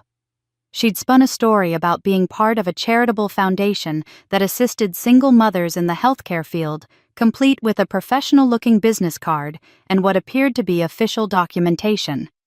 "The cash was $25,000, Marcus continued. Sarah counted it twice, seemed shocked by the amount. "But here's where it gets interesting. Your sister made Sarah sign something. Some kind of agreement or contract." The contract, as Marcus later discovered through careful investigation, was brilliant in its simplicity and devastating in its implications. Brittany had convinced Sarah that there were con artists operating in Seattle who specifically targeted single mothers with false claims about inheritances and family connections they'd never known about. These scammers. Brittany had apparently told Sarah, find out personal information about people and then approach them claiming to be long-lost relatives with stories about wealthy family members who've left them money. They're very convincing, very professional, and they prey on people who are struggling financially. The $25,000 was presented as a gift from the charitable foundation No Strings Attached, designed to help Sarah get back on her feet. But there was one small favor Brittany asked in return if anyone approached Sarah claiming to be a sister or family member, especially someone talking about inheritances or family money would. "Sarah, please contact the foundation immediately before engaging with these individuals. We've been tracking this particular scam ring," Brittany had explained, "and we believe they may target you specifically because of your last name and some public records they've accessed. If you help us gather evidence against them, we can offer an additional $100,000 as a reward for your assistance." All Sarah had to do was sign an agreement stating that she would not meet with or provide information to anyone claiming family connections for the next 6 months, giving the foundation time to build their case against the scammers. Marcus had even managed to get a photo of the business card Brittany had left behind. Northwest Family Protection Services. It read with a phone number that probably went straight to a burner phone Brittany had set up specifically for this purpose. The genius of the scheme was its emotional manipulation. Brittany had taken Sarah's natural skepticism about too good to be true offers and turned it into a weapon against the very person who was trying to help her. She'd made Sarah believe that anyone approaching her with stories about family inheritance was automatically a criminal trying to exploit her poverty. By the time I worked up the courage to approach Sarah myself 3 days after Brittany's initial contact, the damage was already done. I found Sarah's address and drove to her apartment building, rehearsing different ways to introduce myself that might not immediately trigger the warnings Brittany had planted in her mind. Sarah was coming home from grocery shopping when I arrived carrying 2 bags that looked carefully planned for maximum nutrition at minimum cost. She was exactly as beautiful as the surveillance photos had suggested, but seeing her in person made the family resemblance undeniable. She had Dad's eyes, his stubborn chin, and something in her posture that reminded me of myself at her age, a kind of determined pride that refused to let circumstances break her spirit. "Excuse me," I said, approaching carefully so as not to startle her. "Are you Sarah Torres?" She stopped walking and turned to face me immediately on guard. Her eyes traveled from my expensive shoes to my designer handbag, and I watched her mentally catalog me as someone who clearly had money. "Who's asking?" "My name is Rose Sterling. I believe we're sisters." The change in her expression was immediate and devastating. Where there had been cautious curiosity, now there was suspicion bordering on hostility. She took a step back, shifting the grocery bags as if preparing to defend herself. "Let me guess," Sarah said, her voice heavy with disappointment that cut me to the core. "You're here to tell me about some inheritance I never knew about. Some wealthy relative who left me money, and all I have to do is pay some fees or provide some information, right?" I realized in that moment just how thoroughly Brittany had poisoned the well. Sarah wasn't just skeptical, she was convinced that I was exactly the kind of predator she'd been warned about. "Sarah, I know how this must sound, but... Look, lady, I already know about the scam you're running. Someone from the Family Protection Foundation warned me that people like you would be coming around with exactly this story, so whatever you're selling, I'm not buying." But when I finally met Sarah, she looked at me and asked, "Are you here to lie to me too?" The accusation in Sarah's voice hit me harder than any insult Brittany had ever thrown my way. This woman, my sister, was looking at me like I was a predator, someone who'd come to exploit her desperation. And I realized that's exactly what Brittany had trained her to see. "Sarah, please, just give me 5 minutes. If what I tell you doesn't make sense, if you think I'm lying, I'll leave and never bother you again." She hesitated, probably weighing the risk against her curiosity. Finally, she gestured toward a small bench near the apartment building's entrance. 5 minutes. But I'm not going anywhere private with you, and I'm not signing anything." We sat down, and I tried to figure out where to begin. How do you compress 37 years of family dysfunction into 5 minutes? "Sarah, the woman who warned you about inheritance scams, can you describe her?" "Blonde, maybe mid-30s, very put together. Designer clothes, expensive car. She said her name was Jennifer Morrison from some Family Protection Foundation." "That was my sister Brittany. Her real name is Brittany Sterling, and she just got divorced from a man named David Clark. She's not with any foundation. She's trying to keep you away from me because she's terrified of what you might learn." Sarah's expression shifted slightly from hostility to confusion. "Why would your sister care if I meet you?" "Because we're both Robert Sterling's daughters, and because there's an inheritance involved that she's been keeping from both of us." I could see her processing this, trying to reconcile what I was saying with what Brittany had told her. "Sarah, can I ask you something? Growing up, what did your mother tell you about your father?" Her face tightened. "That he was a man who left when things got complicated, that he chose his other family over us, that we were better off without him." "But you wondered about him anyway, didn't you?" Something in her expression cracked open. "Every day. I used to make up stories about why he left, about whether he ever thought about me. When other kids talked about their fathers, I felt like I was missing some essential piece of myself." I reached into my purse and pulled out my phone, scrolling to the photos I'd taken of the pictures from Dad's hidden box. "Sarah, I need you to look at something." I showed her the Christmas photo first, the one with all three of us as children, the one labeled "My Three Daughters" in Dad's handwriting. Sarah stared at the image for a long moment, her breathing becoming shallow. That's me. I remember that dress. I remember that Christmas morning." She looked up at me with wide eyes. "How do you have this picture?" "Because I was there too. I'm the little girl on the left." I swiped to the next photo, Dad pushing two children on swings. "And this one. Do you remember this day?" Tears were starting to form in Sarah's eyes. "I used to dream about swings like these. I could never figure out why, but swings always made me feel safe and sad at the same time." "Our father didn't abandon you, Sarah. He was forced to give you up. My stepmother. Our stepmother threatened to leave him and take Brittany unless he cut all contact with you." I told her everything then, about Dad's journal entries, about Margaret's ultimatum, about how they'd systematically erased her from our family history to preserve their perfect little unit. I explained about the missing will, about Harold Kim's letter, about how Brittany and Margaret had stolen Sarah's rightful inheritance. "You were 6 years old when they made him send you away," I continued, "but he never stopped loving you. He never stopped thinking about you. That's why he included you in his will he was trying to make up for 30 years of forced separation." Sarah was crying openly now, clutching the phone with the photos. "All these years I thought I wasn't good enough. I thought there was something wrong with me that made my own father not want me." "There was nothing wrong with you. You were just a threat to Margaret's perfect family dynamic. She wanted Brittany to be the only princess, and you were in the way."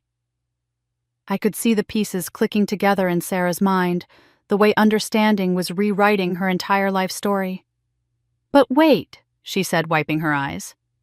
"If you're his daughter too, why are you helping me? Won't this inheritance thing hurt you financially?" "Sarah, I need you to understand something. The family you're imagining, the one that excluded you, excluded me too. I spent 37 years being treated like an outsider in my own home. Margaret and Brittany made it clear that I was the disappointing daughter, the one who didn't quite measure up, the one who could be locked away when she became inconvenient." I told her about the wedding, about being trapped in the bathroom while my family celebrated without me. I told her about years of being overlooked, dismissed, and treated like a burden they had to tolerate. "I understand what it feels like to be erased," I said. "You were completely removed from the family, but I was kept around just enough to make me feel like the failure. We were both victims of the same people, just in different ways." Sarah was looking at me with something approaching recognition now, as if she was seeing our shared experience reflected in my words. "They made you feel unwanted too," she said quietly. "Every single day. But here's what I've learned: we don't have to let them define our worth anymore. We don't have to accept their version of who we are or what we deserve." Sarah set down my phone and looked directly at me. "The money she gave me, the $25,000 that was to keep me away from you, wasn't it?" "I'm afraid so. And probably to get you to sign something that would complicate any legal claims you might have." She seemed so concerned about me, so worried that I was going to be taken advantage of. Sarah's voice was bitter now. But she was the one manipulating me all along. We sat in silence for a moment, both of us processing the magnitude of what we'd discovered. Two sisters separated for 30 years by lies and manipulation, finally finding each other despite every attempt to keep us apart. "Rose," Sarah said finally, "what do we do now?" I reached over and took her hand. My sister's hand for the first time since we were children. Her fingers were calloused from years of hard work, but they were steady and strong. We held hands for the first time in 30 years, and we began to plan. Our first step was finding the right legal representation. Harold Kim had given me the name of Mark Ellis, a specialist in estate disputes, who had built his reputation on cases involving missing wills and family fraud. Mark's office was in one of downtown Seattle's most prestigious law firms, the kind of place that charged by the minute and delivered results that justified every penny. When Sarah and I walked into his conference room 2 days later, I could see Mark sizing us up with the practiced eye of someone who'd spent decades evaluating whether clients had legitimate cases or were chasing fantasies. He was in his 50s, graying at the temples with the kind of calm confidence that comes from winning more battles than you've lost. "Tell me everything," he said simply after we'd made our introductions. I laid out the whole story. Dad's hidden letter, the missing original will, Harold Kim's suspicions about theft, and the recent discovery of Sarah's existence. Mark listened without interruption, occasionally taking notes on a yellow legal pad. When I finished, he turned to Sarah. "Ms. Torres, this is obviously a shock to your understanding of your family history. Are you prepared for what this process might entail? Estate disputes can be lengthy, expensive, and emotionally brutal." Sarah's voice was steady when she answered. "Mr. Ellis, I've spent 37 years wondering why my father abandoned me. If there's a chance to learn that he didn't, that he was forced to give me up, then yes, I'm prepared for whatever it takes." Mark nodded approvingly. "The first thing we need to establish is paternity. Ms. Sterling, you mentioned finding a birth certificate, but we'll need DNA confirmation to make this case airtight." "I'm willing to take any test necessary," Sarah said immediately. "We'll also need to test against a sample from your father. Do you have access to any of his personal effects? Hair from a brush, anything with genetic material." I thought about the items I'd kept from Dad's belongings: his favorite coffee mug, a sweater that still smelled like his cologne, his reading glasses. "I have several things at home. Will that work?" "More than enough. I'll arrange for the testing to be done by an independent lab, one that can't be challenged in court." The DNA results came back 5 days later. 99.7% probability that Sarah and I shared the same father. Mark called us both into his office to review the findings, and I watched Sarah's face as he explained the scientific certainty of our relationship. "This removes any question about your standing to challenge the will," Mark told her. "You are legally Robert Sterling's daughter with all the rights that entails." Mark outlined his strategy with the methodical precision of a general planning a campaign. "We're going to file suit against Margaret Sterling for fraudulent concealment and theft of estate documents. We'll argue that the will currently in probate was superseded by a later document that was deliberately destroyed or hidden." He pulled out a thick folder and spread several documents across the conference table. "The challenge is that we need more than just Harold Kim's testimony about the missing will. Courts are reluctant to overturn probated estates based solely on claims about documents that can't be produced." "What kind of additional evidence do we need?" I asked. "Witnesses who saw the original will. Documentation of its existence, maybe correspondence between your father and Harold about its contents, bank records showing unusual activity around the time it disappeared. Anything that establishes a pattern of deceptive behavior by the defendants," Sarah spoke up. "What about the contract Brittany had me sign, the one where she pretended to be from a family protection foundation and got me to agree not to meet with anyone claiming to be family?" Mark's eyebrows raised. "You still have that document?" "Yes, and I never cashed the check she gave me. I was too suspicious about the whole thing." "That's excellent evidence of consciousness of guilt. It shows they knew about your existence and were actively trying to prevent you from learning about your inheritance." Over the next hour, Mark laid out a timeline for the litigation. Filing motions, discovery phases, depositions, and ultimately a trial if Margaret and Brittany refused to settle. He estimated the process could take anywhere from 18 months to 3 years, depending on how aggressively the other side fought. "I want to be clear about costs," Mark said, looking directly at me. "A case like this could easily run into 7 figures in legal fees. Are you prepared for that level of financial commitment?" "Whatever it takes," I said without hesitation. "Money isn't the issue here. And Ms. Torres, while Ms. Sterling has offered to cover the legal costs you'll need to be available for extensive depositions, document review, and potentially weeks of trial testimony, this will consume a significant portion of your life for the foreseeable future." Sarah glanced at me, then back at Mark. "Mr. Ellis, I've been a single mother working night shifts for 8 years. I've learned how to make room for what's important. This is important." Mark smiled for the first time since we'd met him. "Then we have a case." As we prepared to leave, Mark handed each of us his card and a thick packet of preliminary documents to review. "I'll begin filing motions next week, but I need to warn you both, once we start this process, the other side is going to fight back hard. Estate disputes bring out the worst in families, and from what you've told me about Margaret and Brittany Sterling, they're not going to surrender anything without a battle." Sarah and I walked out of the law office together, and for the first time since Dad's death, I felt like I wasn't facing my family's dysfunction alone.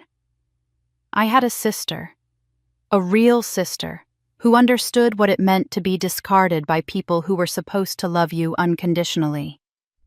"Rose," Sarah said as we reached the parking garage, "I need you to know something.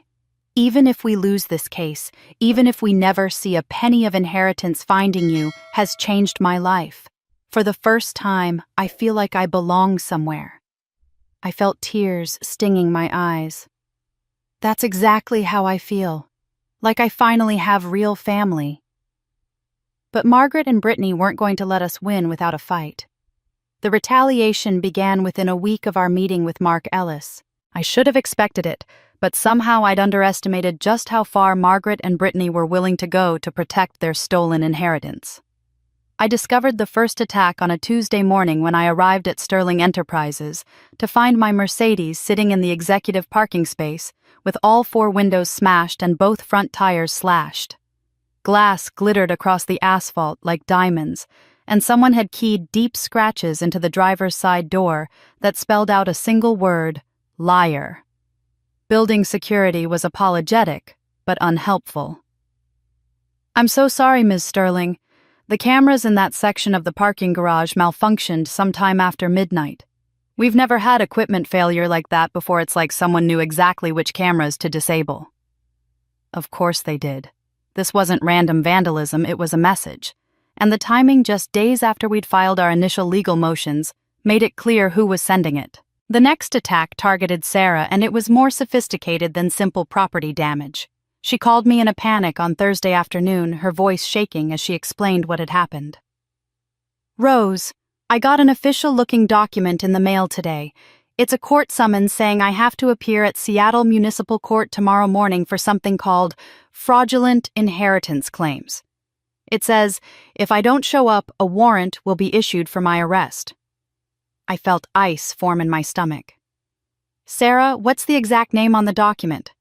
"It says, the State of Washington versus Sarah Elizabeth Torres, case number CV 2024-8847. It looks completely legitimate, official letterhead, judge's signature, everything." "Give me the case number and don't go anywhere until I call you back." I immediately called Mark Ellis, who had his paralegal run the case number through the court system. As I'd suspected, no such case existed. The document was a sophisticated fake complete with forged judicial signatures and fabricated case numbers. "Someone went to considerable trouble to create this," Mark told me. "This isn't amateur hour. They use the correct legal formatting, accurate court letterhead, even the proper case number format. But it's completely fraudulent." Sarah had already wasted half a day driving to the courthouse and waiting in various offices while clerks searched unsuccessfully for a case that didn't exist. By the time she'd confirmed it was fake, she'd missed a shift at the hospital and had to explain to her supervisor why she'd disappeared without notice. But the most insidious attack came through digital channels. I first noticed something was wrong when my assistant Lisa called me at home on Friday evening, her voice tight with concern. "Ms. Sterling, we have a problem. Someone has hacked your email accounts and is sending messages to our client list. They're also posting on your LinkedIn and Twitter accounts." I logged into my email to find dozens of messages that had been sent from my account to Sterling Enterprises' biggest clients.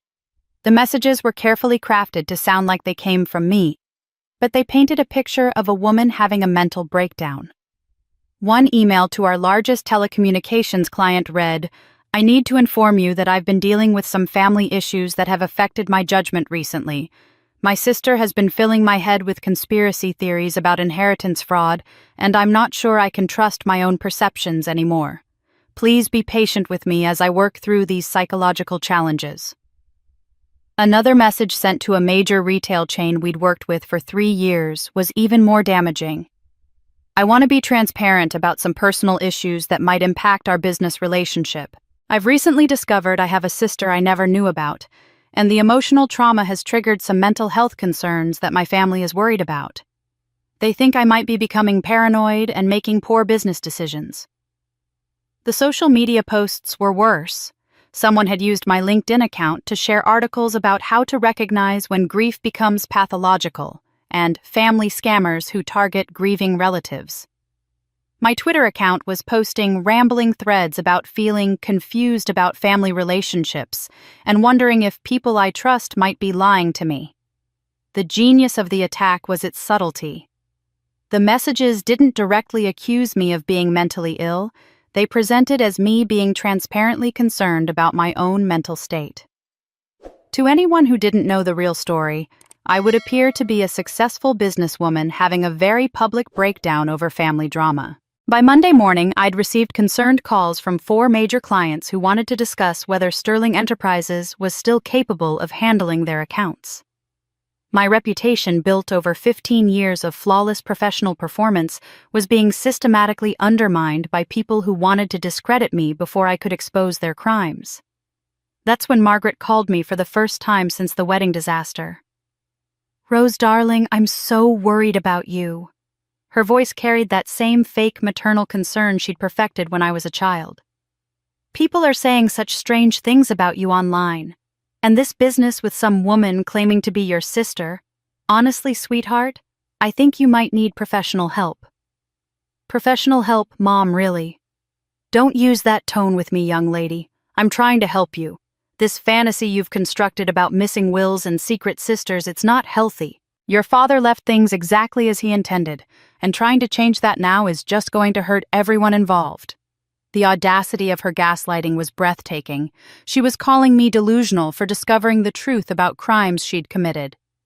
"And what about the attacks on my business, the fake court documents sent to Sarah? I suppose those are just coincidences."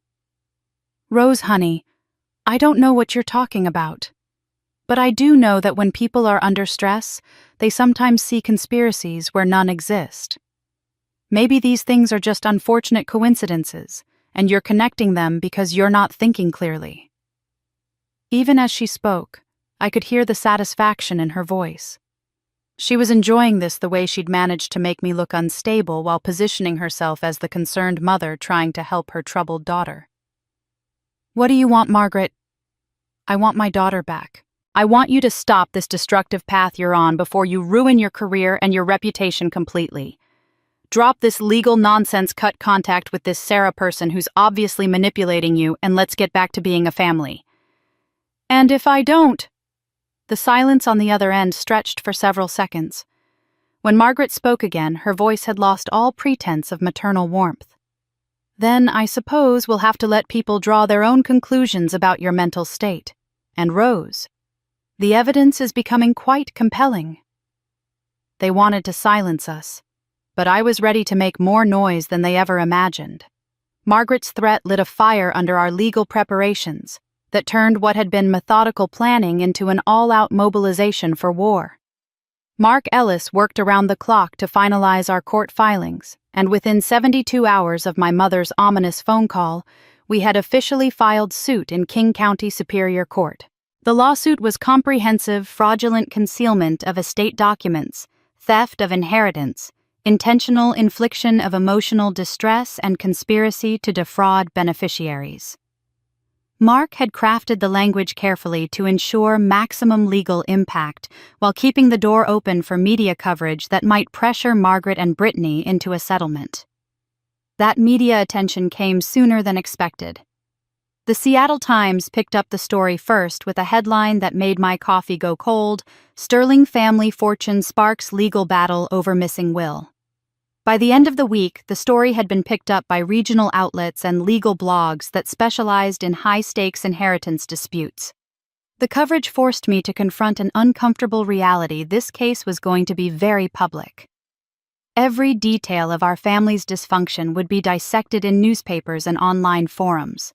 But the alternative was letting Margaret and Brittany keep what they'd stolen, and that was unacceptable. More concerning than media attention was the escalating surveillance that Marcus Webb reported around both Sarah and me. His team had identified at least 3 different private investigators conducting organized monitoring of our daily routines, plus what appeared to be attempts to gather information about Sarah's daughter Emma from her school and neighbors. "This has moved beyond simple intimidation," Marcus told me during an emergency briefing. "Someone is building detailed profiles of your movements, your vulnerabilities, and potential pressure points. I strongly recommend upgrading to full executive protection services." By the following Monday, I'd hired Blackstone Security, the same firm that protected Fortune 500 CEOs and foreign diplomats visiting Seattle. Sarah initially resisted having bodyguards worried about the expense and the impact on Emma's normal childhood, but I convinced her it was necessary.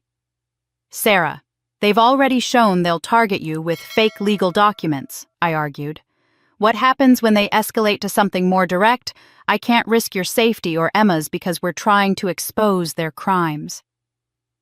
The security team was professional, but unobtrusive. Sarah's protection detail included a female agent who could blend in at Emma's school functions, and they coordinated with the hospital administration to ensure Sarah's safety during her nursing shifts. For myself, I accepted the reality of having trained professionals monitoring my daily life, a small price for the peace of mind it provided. The breakthrough we'd been hoping for came from an unexpected source. Dorothy Washington had worked as a housekeeper for our family for nearly 20 years, retiring just before Dad's death. She was a quiet, observant woman who'd always treated me with more kindness than my own family members did.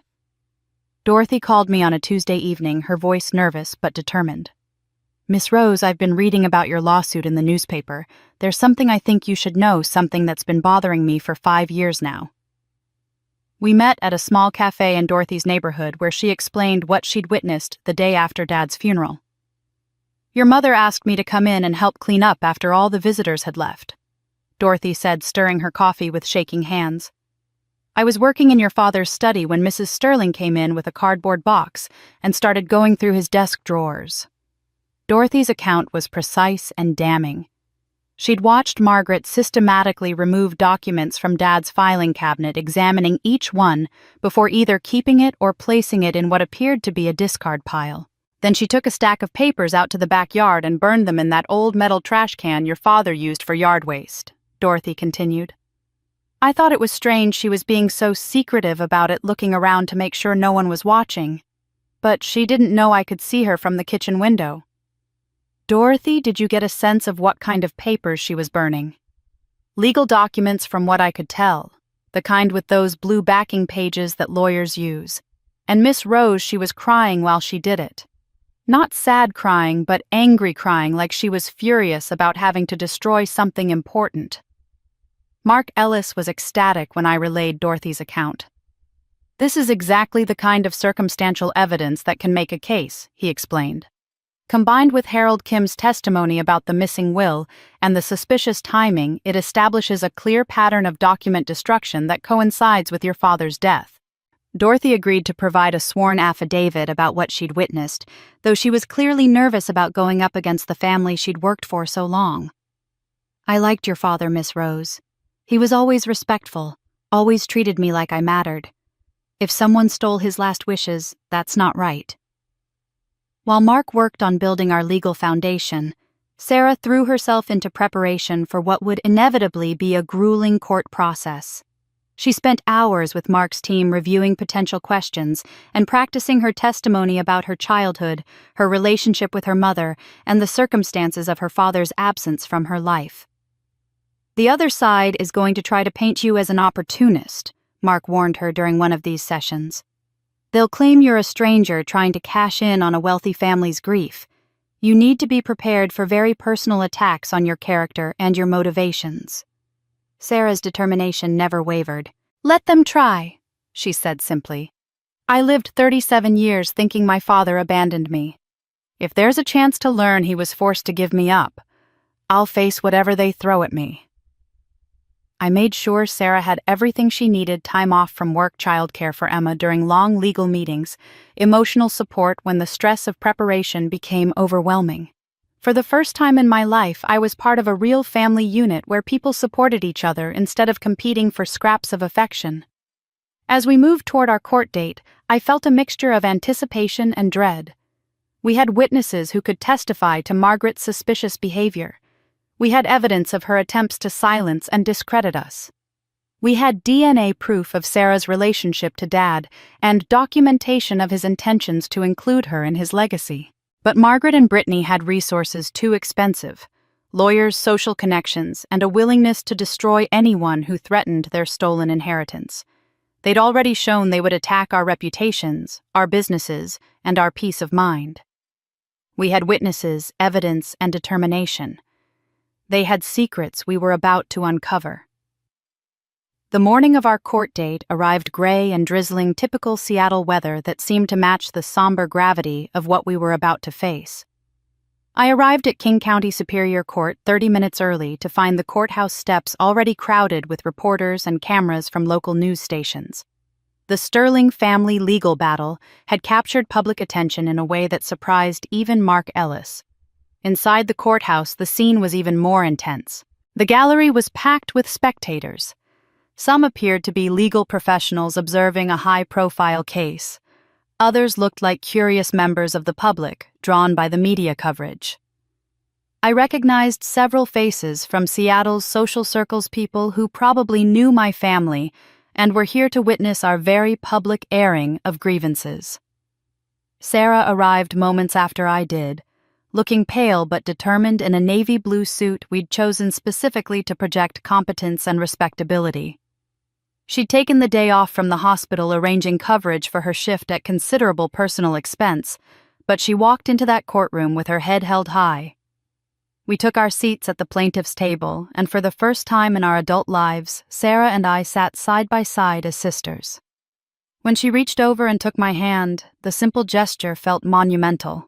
Here we were, two women who'd been separated by lies and manipulation for 30 years, finally united in seeking justice for our father's stolen legacy. I noticed several members of the jury panel watching our interaction with expressions that ranged from curiosity to sympathy. The sight of two middle-aged women supporting each other through what was obviously a difficult family crisis seemed to resonate with people who'd probably experienced their own inheritance disputes or family betrayals. Margaret and Brittany made their entrance like they were arriving at a social event rather than a legal proceeding. Margaret wore an expensive black suit that probably cost more than Sarah made in a month, while Brittany had chosen a demure gray dress that was clearly calculated to make her appear vulnerable and sympathetic. But it was their legal representation that truly demonstrated the resources they were prepared to deploy against us. 4 attorneys from Morrison and Associates filed into the courtroom like a small army, each carrying multiple briefcases and exuding the kind of confidence that comes from charging $2,000 an hour. The lead counsel was Patricia Morrison herself, a woman whose reputation for aggressive litigation had made her one of the most feared estate attorneys in the Pacific Northwest. The contrast was stark and intentional. Mark Ellis, despite his expertise and track record, was a solo practitioner working with a small support team. Margaret and Brittany had brought enough legal firepower to handle a corporate merger, sending a clear message about how seriously they were taking this threat to their stolen inheritance. Judge Patricia Coleman entered the courtroom at precisely 9 o'clock, and the bailiff's call for everyone to rise created a moment of absolute silence.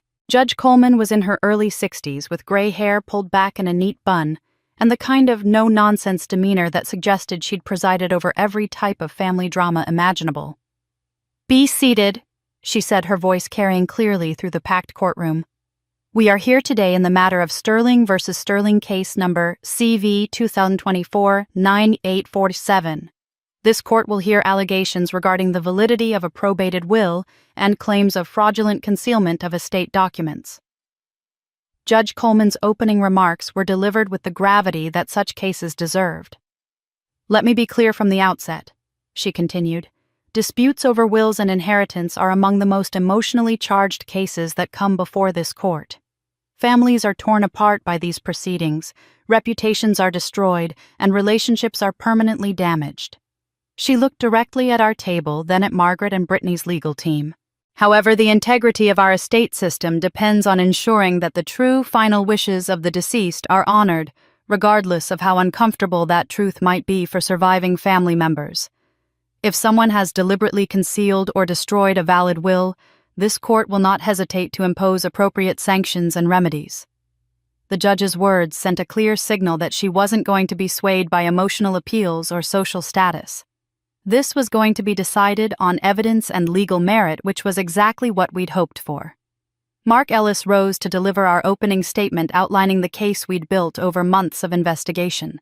He spoke about Dad's hidden letter, the missing will, Dorothy Washington's testimony about document burning, and the systematic attempts to silence Sarah and discredit me. Your Honor, Mark concluded, the evidence will show that Margaret Sterling and Brittany Clark engaged in a calculated scheme to steal an inheritance that rightfully belonged to Robert Sterling's daughters. They erased one daughter from family history and marginalized the other, all while enriching themselves with assets that were never meant to be theirs. Patricia Morrison's response was swift and brutal. She painted Sarah as an opportunist who'd appeared out of nowhere with fabricated claims about a relationship that couldn't be verified. She characterized me as a bitter daughter whose business success had made her resentful of her family's happiness. The plaintiffs are asking this court to overturn a properly probated will based on conspiracy theories and the supposed testimony of a man who's been dead for 5 years, Morrison argued. Robert Sterling's final wishes were clear and legally documented. His widow and surviving daughter should not be subjected to this harassment simply because his other daughter has convinced herself she deserves more than he chose to give her. The battle lines were drawn and both sides had made their positions clear. But as Patricia Morrison sat down and Judge Coleman called for the first witness, I noticed her making a subtle gesture to someone in the back of the courtroom. And then they called their secret weapon. The bailiff's voice echoed through the courtroom. The court calls John Miller. I felt my blood turn to ice. My ex-husband of 15 years was walking toward the witness stand as Margaret's secret weapon. I hadn't seen John in over 3 years, and his presence here felt like a betrayal I hadn't anticipated. John avoided eye contact with me as he was sworn in, focusing instead on Patricia Morrison, who rose with the predatory smile of a lawyer about to draw blood. Mr. Miller, please state your relationship to the plaintiff. I was married to Rose for 12 years. We divorced in 2019. During your marriage, did you observe Ms. Sterling's relationship with money? John's voice was quiet but clear. Rose was obsessively focused on money. She would stay up late checking bank statements, reviewing investment accounts multiple times daily. She had this constant fear that we didn't have enough, even when we were financially secure. I could feel the jury's attention shifting as Morrison continued her attack. How would you describe Ms. Sterling's relationship with her family? John shifted uncomfortably. Rose always felt her family didn't appreciate her. She would work herself into states where she was convinced they were deliberately trying to hurt her. Sometimes she seemed paranoid about their motivations. The jury's sympathy was visibly cooling. Morrison pressed her advantage. During your divorce proceedings, did you discover irregularities in how Miss Sterling handled financial documents? This was the moment I dreaded. Yes.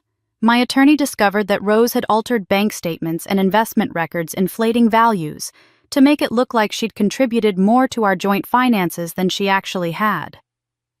The courtroom erupted in whispers. Mark Ellis objected, but Judge Coleman allowed the testimony to stand.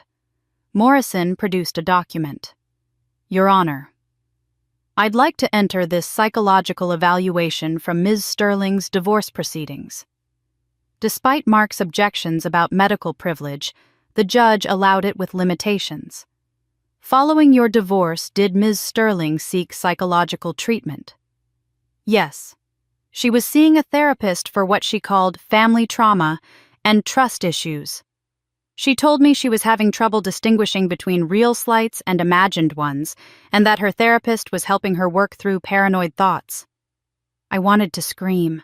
Yes, I'd seen a therapist after discovering my marriage was deteriorating while John pretended everything was fine, but he was making me sound fundamentally unstable and prone to conspiracy theories. Morrison's final question was devastating. Based on your 12 years with Ms. Sterling, do you believe she has the emotional stability to handle a large inheritance responsibly? Mark objected that John wasn't qualified to give expert opinion, and Judge Coleman sustained it, but the damage was done. Several jury members were now looking at me with skepticism rather than sympathy. During recess, Sarah gripped my hand tightly. "Rose, don't let him get to you. We know who you really are." "But do they?" I whispered, nodding toward the jury. "He just made me sound like a paranoid gold digger." "Then we tell them the truth," Sarah said firmly. "All of it. Show them that being imperfect doesn't make you a liar." Mark's cross-examination established that John had financial motivations for disparaging me, and that his characterizations came from a contentious divorce proceeding. But the core damage was done. My credibility had been systematically undermined by someone who'd once promised to love and support me. When Judge Coleman called for the next witness, I knew it was time to defend myself. Time to stop hiding behind legal strategies and show the jury exactly who Rose Sterling really was, flaws and all. When it was my turn to speak, I told them the truth about being the imperfect daughter. When Mark Ellis called me to the witness stand, I felt every eye in the courtroom following my movement. The jury had just heard my ex-husband paint me as unstable and money-obsessed. Now it was my turn, and I knew honesty was my only weapon. I placed my hand on the Bible and made a decision that went against every legal strategy. I was going to be completely honest about my flaws. "Ladies and gentlemen," I began, my voice steady despite trembling hands. "My ex-husband just told you some unflattering things about me, and I'm not going to pretend they're all lies."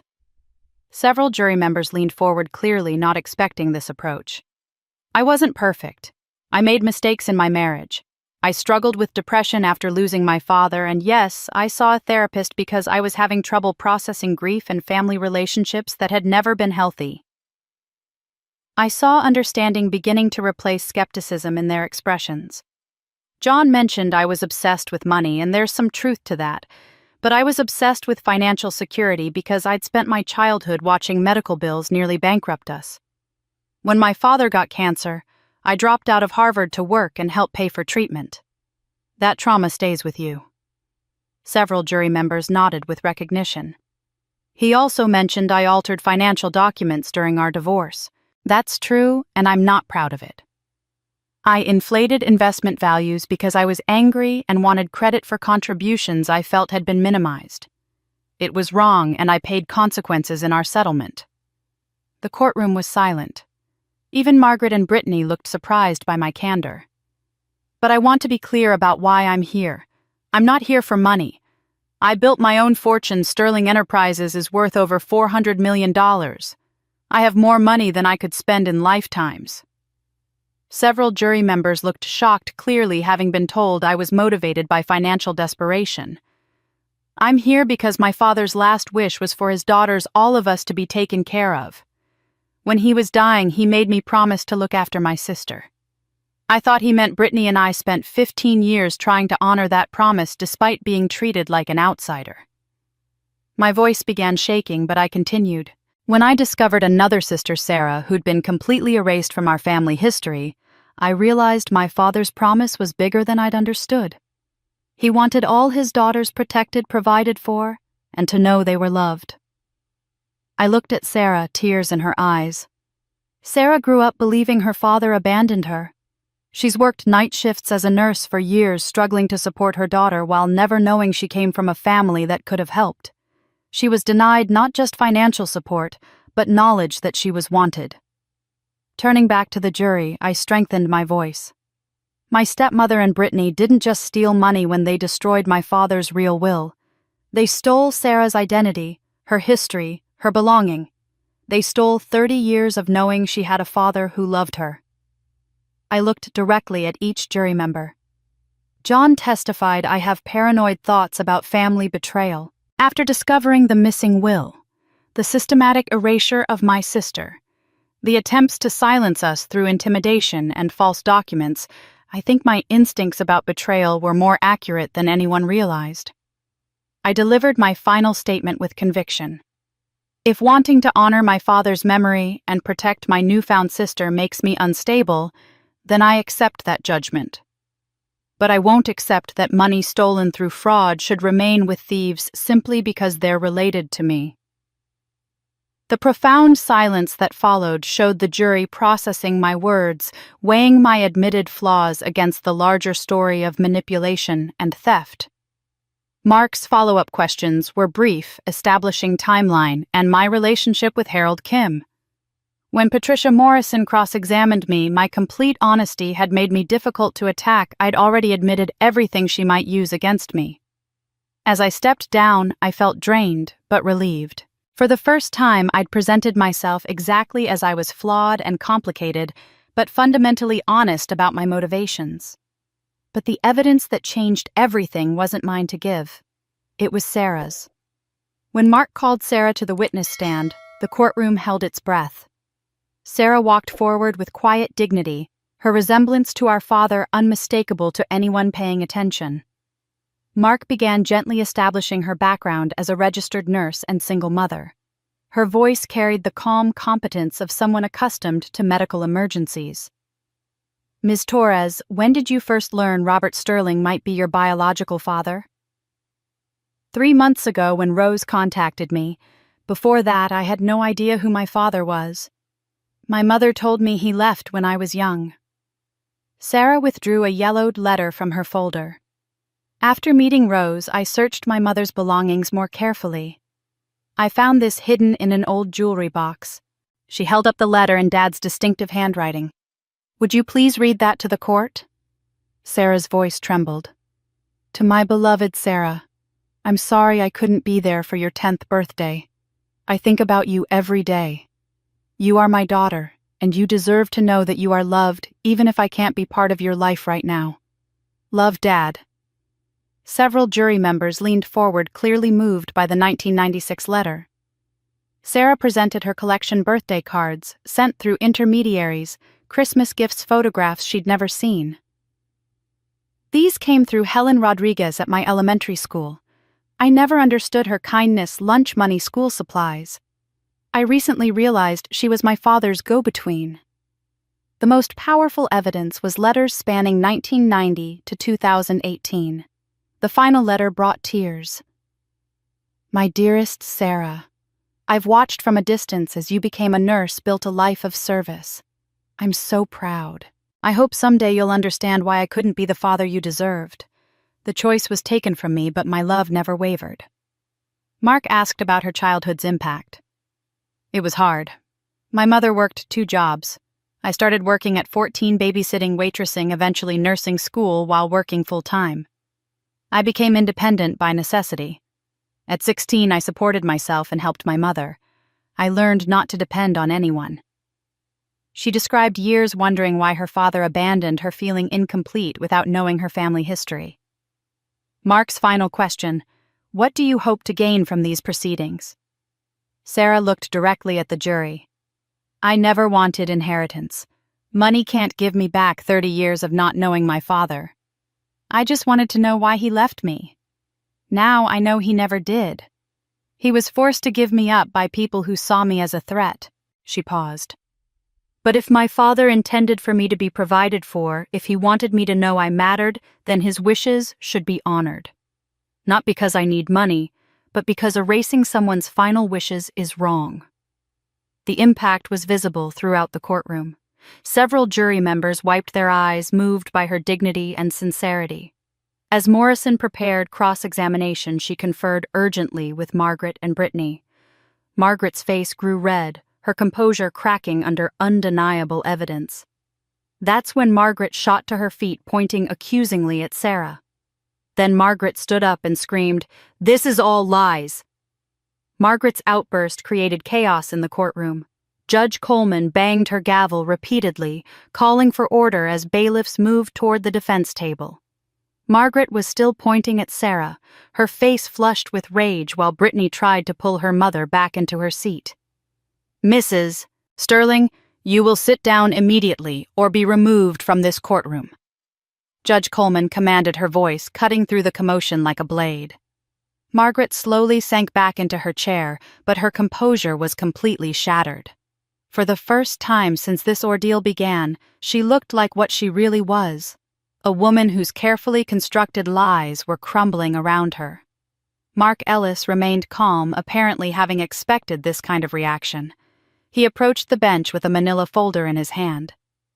"Your Honor, if I may present the final piece of evidence that makes Mrs. Sterling's outburst particularly telling." Judge Coleman nodded. "Proceed, Mr. Ellis." Mark opened the folder and withdrew several official-looking documents. "Your Honor, as part of our investigation into this case, we commissioned independent DNA testing on all parties involved. The results are conclusive and frankly more revealing than we anticipated." He handed copies to the court clerk, to Patricia Morrison, and to the jury foreman.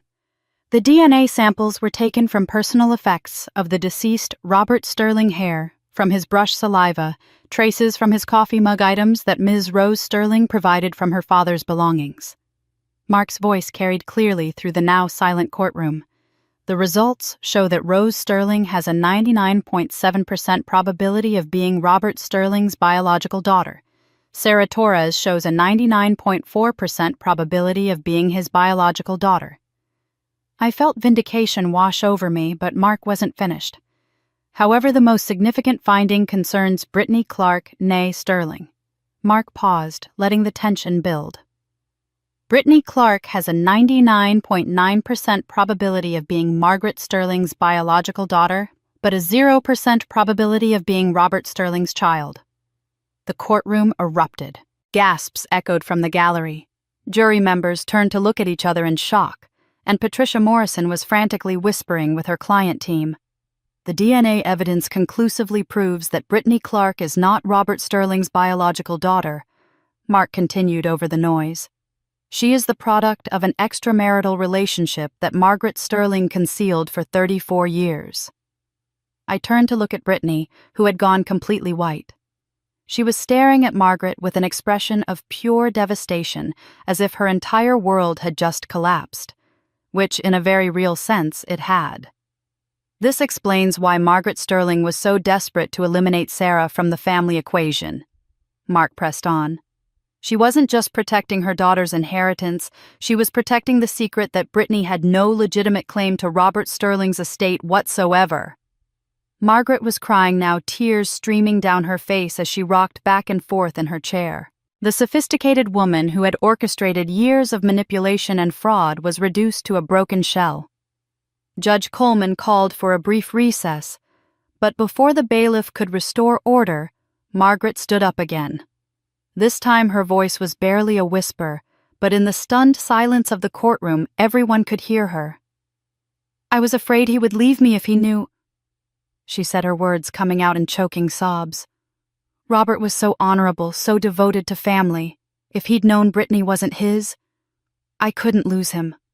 So I made sure no one else could threaten my daughter's place in his life." The confession hung in the air like a toxic cloud. Margaret had just admitted in open court to 34 years of deception.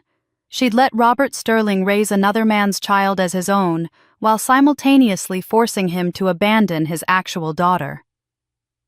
"I never meant for Sarah to suffer," Margaret continued, seemingly unable to stop the words from pouring out. "But she was a reminder of everything I wasn't young, the mother of his real child, someone he loved before he learned to love me. I convinced him she was better off without the complications of our marriage, better off making her own way." Patricia Morrison was desperately trying to get her client to stop talking, but Margaret was beyond legal strategy now. "And when he wanted to change his will, when he wanted to include Sarah again after all those years, I couldn't let that happen. Because if he started investigating Sarah's background, he might start questioning Brittany's too." The full scope of Margaret's deception was now clear to everyone in that courtroom. She hadn't just stolen a will, she'd stolen Robert Sterling's relationship with his real daughter while tricking him into supporting a child who wasn't his. So she erased one daughter and invented another's legitimacy. After Margaret's devastating confession, Judge Coleman declared a recess for jury deliberation.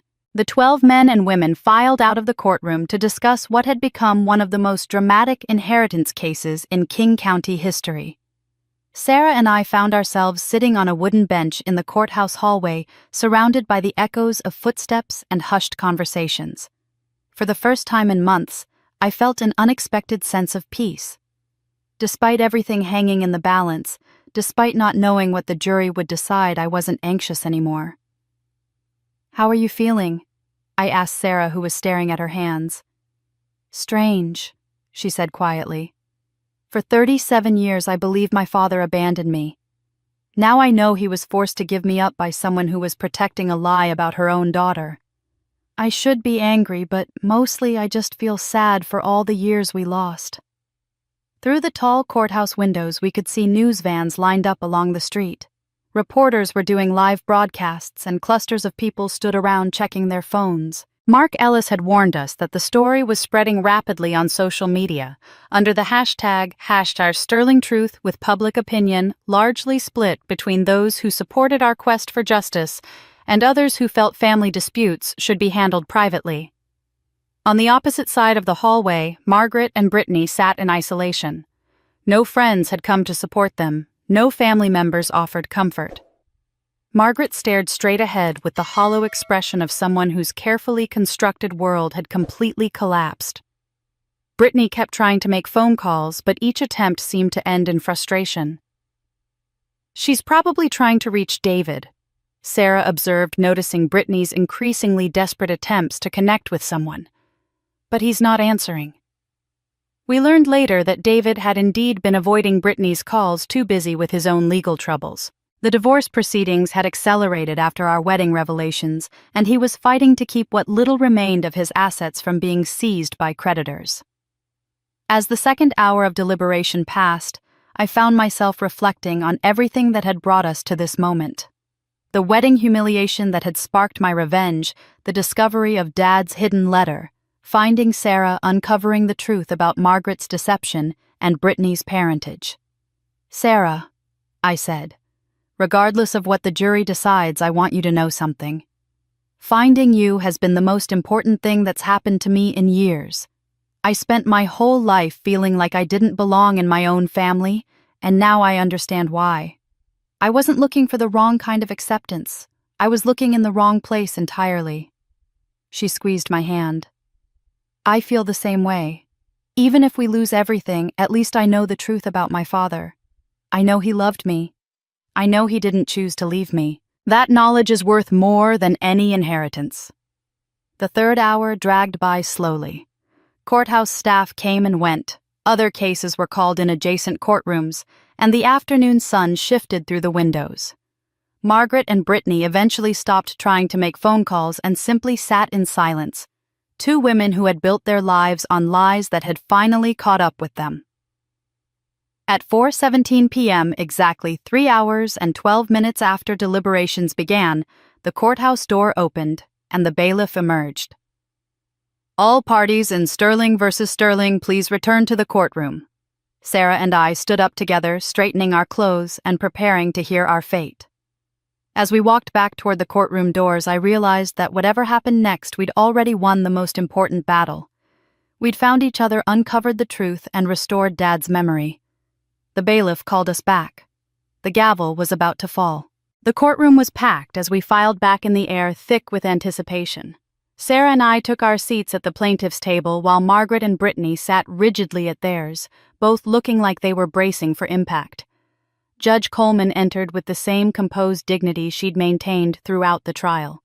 The jury foreman, a middle-aged accountant who'd paid careful attention to every detail, stood holding a folded piece of paper that contained our fate. "Has the jury reached a verdict?" Judge Coleman asked. "We have, Your Honor." "Please read the verdict." The foreman cleared his throat. "In the matter of Sterling versus Sterling, we find in favor of the plaintiffs on all counts. We find that Margaret Sterling did willfully conceal and destroy estate documents constituting fraud in the handling of Robert Sterling's last will and testament." The words hit the courtroom like a thunderclap. Sarah gripped my hand so tightly I lost feeling in my fingers, but I barely noticed. We'd won. After months of legal battles, intimidation and character assassination, justice had finally been served. Judge Coleman took over her voice, carrying the weight of legal authority. Based on the jury's findings and the evidence presented, this court rules that the original will of Robert Sterling, dated 2 weeks after the document currently in probate, would have superseded all previous versions had it not been unlawfully destroyed. She consulted her notes before continuing. Therefore, the court orders the following redistribution of the Sterling estate. Rose Sterling shall receive 40% of all assets, Sarah Torres shall receive 35%, and the remaining 25% shall be liquidated and used to establish a charitable foundation as indicated in Robert Sterling's final wishes. I felt tears streaming down my face as the judge continued. Brittany Clark, having been determined through DNA evidence to not be the biological child of Robert Sterling, has no claim to inheritance under intestate law. However, she may retain any personal gifts that Robert Sterling gave her during his lifetime, as these were freely given without knowledge of biological relationship. The judge's expression hardened as she addressed Margaret directly. Margaret Sterling, this court finds you guilty of document fraud, theft of estate assets, and conspiracy to defraud rightful heirs. You are hereby ordered to pay all legal costs associated with these proceedings and are permanently enjoined from accessing or managing any Sterling family assets for a period of 5 years. Margaret completely broke down at that moment. The composed woman who had orchestrated years of deception dissolved into racking sobs, her body shaking with the weight of her crimes finally catching up to her. Even Brittany seemed unable to comfort her mother, sitting frozen in shock at the magnitude of what had been revealed. The courtroom erupted in whispers and movement as reporters scribbled notes and spectators reacted to the dramatic conclusion. Sarah was crying too, but her tears seemed to be a mixture of relief, vindication, and grief for all the years that had been stolen from our family. As the judge dismissed the court and people began filing out, I should have felt triumphant. We'd exposed the truth, restored Dad's real wishes, and ensured that Sarah would finally receive what he'd always intended for her. Margaret and Brittany's house of lies had crumbled completely. But as I watched my stepmother and the woman I'd thought was my sister sitting in their devastation, I realized that winning in court was only part of what needed to happen. But I wasn't ready to celebrate yet. There was one last thing I had to do. 3 days after the verdict, I sent a simple message to both Margaret and Brittany. I'd like to meet with you both at Dad's house tomorrow evening at 7. There are things we need to discuss face to face. Sarah was hesitant when I told her about the invitation. Rose, why put yourself through that? We won. The court validated everything we fought for. What more is there to say? We need closure, I insisted. Not just for me, but for all of us. This family has been built on lies and manipulation for so long that nobody knows how to be honest anymore. If we're going to move forward, we need to clear the air completely. Margaret and Brittany both showed up, though neither looked like they wanted to be there. Margaret appeared frail and defeated, wearing a simple black dress that made her look older than her years. Brittany was still beautiful, but there was a hardness around her eyes that hadn't been there before the trial.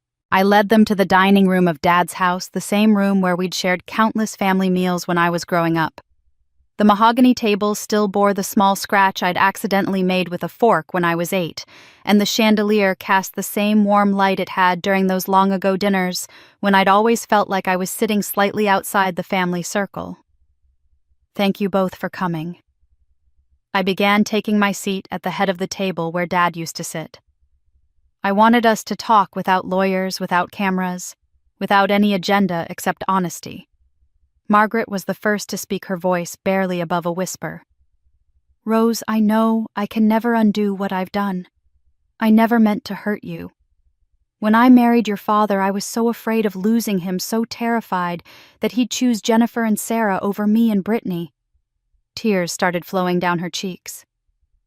I convinced myself that what I was doing was protecting my family, but I realize now that I was just protecting my own insecurity. I'm sorry, truly sorry for the pain I caused you and Sarah. The apology felt genuine, but it also felt 30 years too late. Brittany remained silent for a long moment before finally speaking, her voice carrying the same defiant edge it had always had.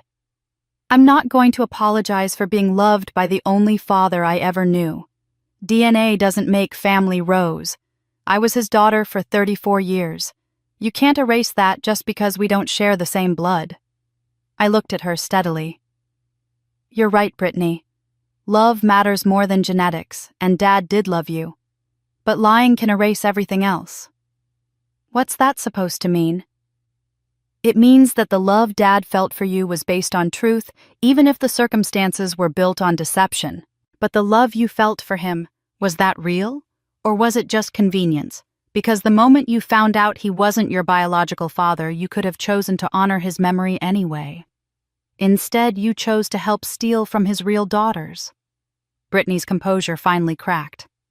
I didn't know when Mom told me about the will. I thought it was protecting what was rightfully ours. And when you found out about Sarah? When you realized she was Dad's actual daughter, who'd been abandoned because of your mother's lies, what did you choose then? The silence stretched between us, heavy with the weight of choices that couldn't be undone. I looked at them both and said, "This table only has room for the truth now." The truth hung in the air between us like a sword waiting to fall. I could see in Margaret's eyes that she understood this wasn't just a conversation anymore, it was a final reckoning. I stood up slowly, feeling the weight of 37 years of dysfunction lifting from my shoulders. I need both of you to understand something. After everything that's happened, after all the lies and manipulation and theft, I can't continue pretending we're a family. Margaret's face crumpled. Rose, please. No, I said firmly. Family isn't about blood or obligation. It's about love and respect, and there hasn't been any of that in this house for a very long time. Margaret, you're not my mother anymore. You're just a woman who married my father and spent decades lying to him.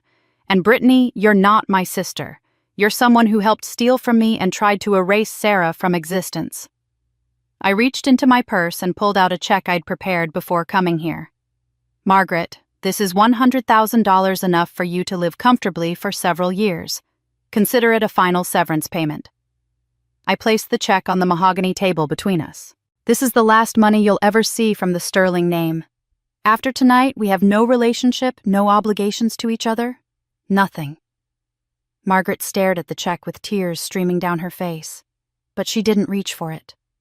Brittany's voice was hollow when she finally spoke. So that's it. 34 years, just disappear because of some DNA test. Before I could answer, Sarah stood up. Throughout this entire confrontation, she'd remained quietly supportive, but now she stepped forward with a dignity that commanded attention. Brittany, I don't hate you, Sarah said, her voice calm but firm. I understand that you grew up believing you belonged here, that this was your inheritance, your family. But when you learned the truth about me, that I was your father's real daughter, who'd been abandoned because of your mother's lies, you had a choice. You could have tried to make things right, or you could have tried to erase me again. Sarah's eyes never left Brittany's face. You chose to erase me. You tried to buy my silence to convince me that my own sister was a con artist. So no, I don't hate you. But I won't pretend you didn't try to destroy me to protect a lie. Sarah turned to me and extended her hand. Let's go home, sister. I took her hand, feeling the rightness of that word sister in a way I'd never felt with Brittany. Sarah and I walked toward the dining room door together, leaving Margaret clutching her check and Brittany sitting in stunned silence.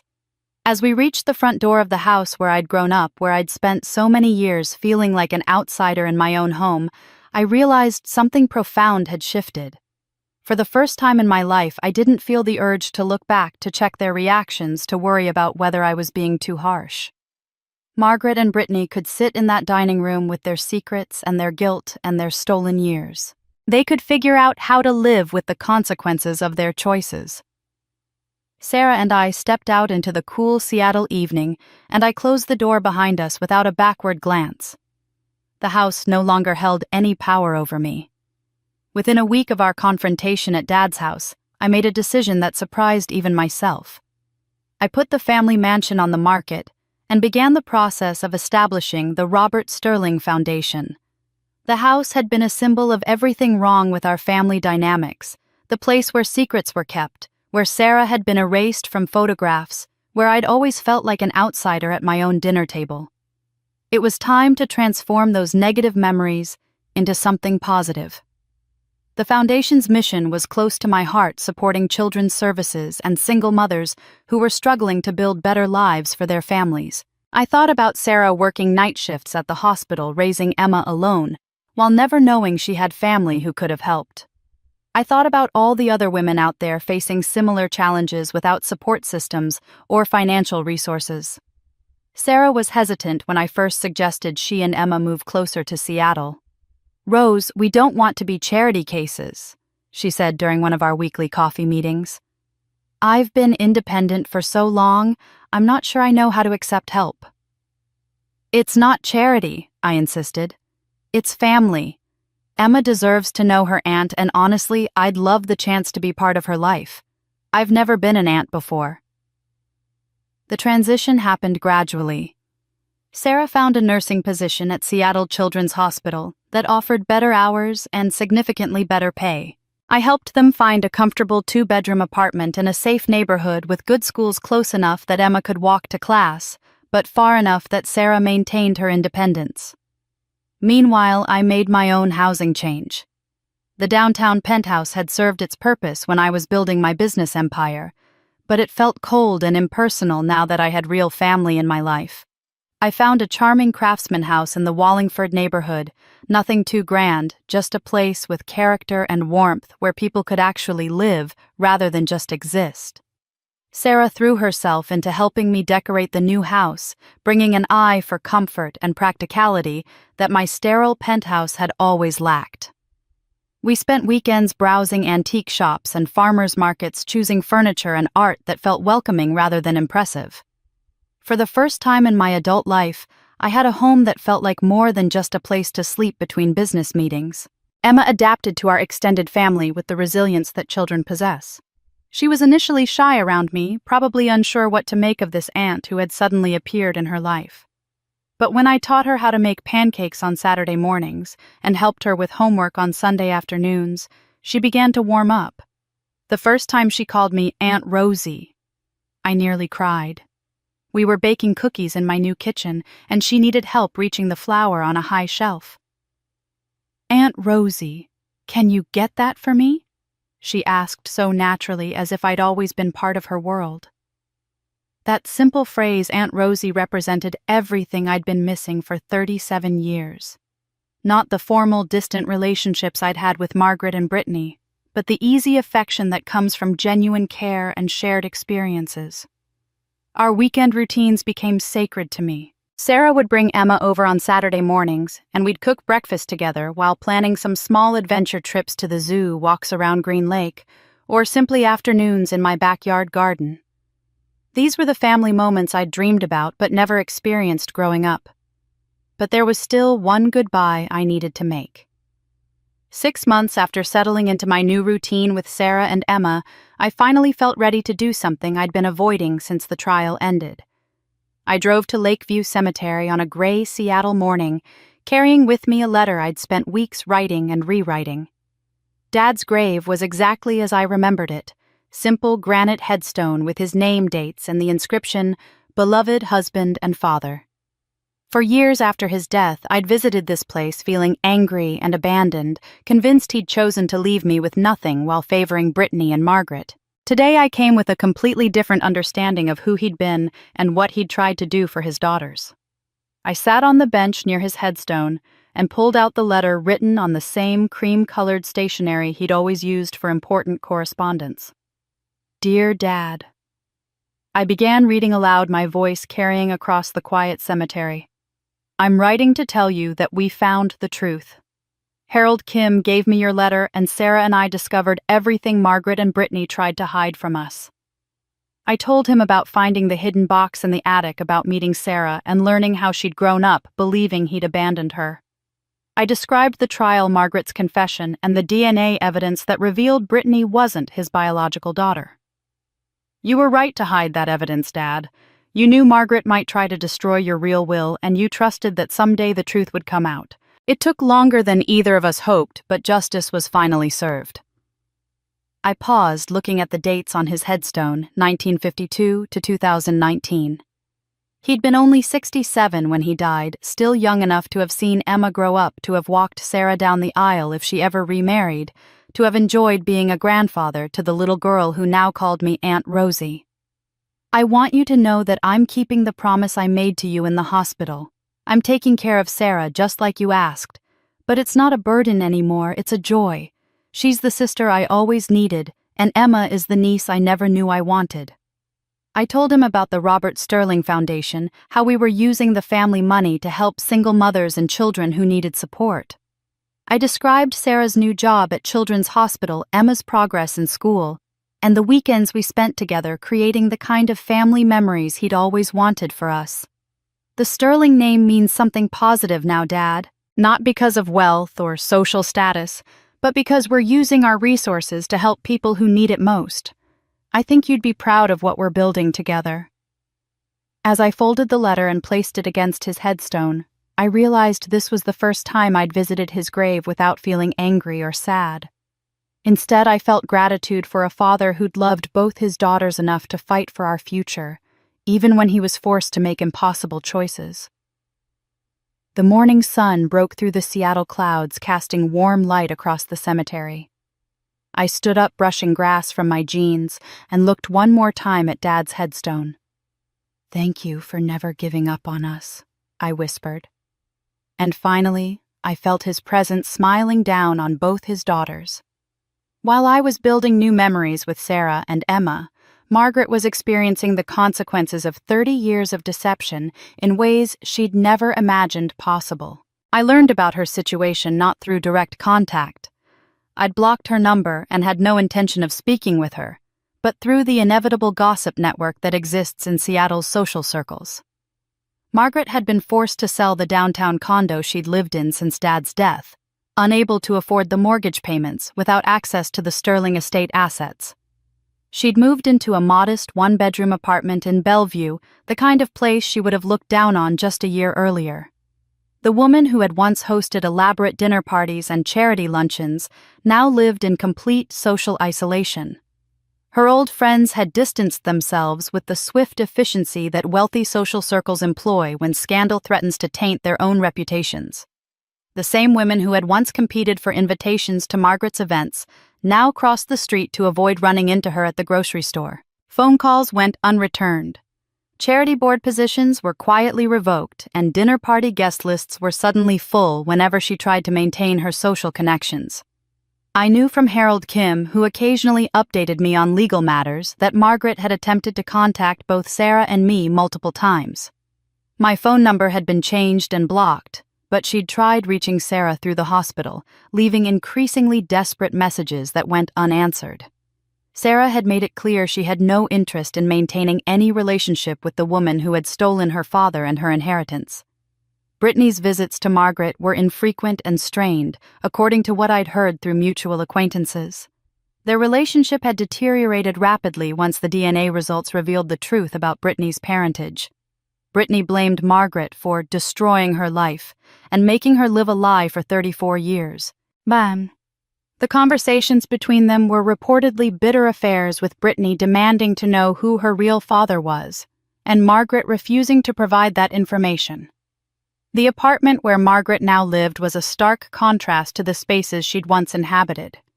Instead of the elegant furnishings and carefully curated art that had defined her identity for decades, she was surrounded by a few salvaged pieces from her former life and photographs that now served as painful reminders of relationships that no longer existed. I imagined her sitting alone in that small living room, looking at pictures of family gatherings where everyone was smiling and pretending to be happy. Photos of Dad holding Brittany as a baby, not knowing she wasn't his child. Pictures of holiday celebrations where Sarah should have been present but had been deliberately excluded. Images of a life built on lies that had finally caught up with her. The woman who had spent decades manipulating family dynamics to serve her own interests now found herself with no family left to manipulate. No husband to deceive, no daughters to pit against each other, no social circle to impress with her carefully constructed narratives. For the first time in her life, Margaret had no one left to manipulate. While Margaret was adjusting to her new reality of social isolation, Brittany was experiencing an even more dramatic fall from grace. The woman who had once been Seattle's golden child, the princess of the Sterling family, was discovering that reputation and connections built on lies had a tendency to crumble spectacularly when the truth emerged. The first domino to fall was her marriage to David. What had begun as a fairy tale wedding had devolved into bitter divorce proceedings within 6 months of our courtroom victory. David's legal team had done their homework, uncovering evidence that Brittany had deliberately concealed information about her family's financial situation and legal troubles during their engagement. The prenuptial agreement she'd signed became worthless when David's attorneys proved she'd committed fraud by misrepresenting her inheritance prospects and family connections. The divorce settlement was devastating for Brittany. David, despite his own financial problems, managed to walk away with most of their joint assets by arguing that he'd been deceived into marriage under false pretenses. The beautiful home they'd purchased together in Queen Anne, the luxury cars, even some of the wedding gifts, everything was divided in David's favor or sold to pay legal fees. Brittany found herself financially ruined in a matter of months, but her personal losses were nothing compared to what happened to her business. Bloom Beauty Salon, which had been her pride and joy for over a decade, became a casualty of the scandals surrounding our family's legal battle. Seattle's wealthy clientele, who had once competed for appointments with the city's most exclusive beautician, began canceling their standing appointments and finding new salons. The boycott wasn't organized or announced. It was the subtle but deadly kind of social ostracism that happens when scandal makes someone persona non grata in elite circles. Women who had been loyal customers for years simply stopped calling. Wedding bookings evaporated. The influencers and local celebrities who had helped build Brittany's reputation distanced themselves to protect their own brands.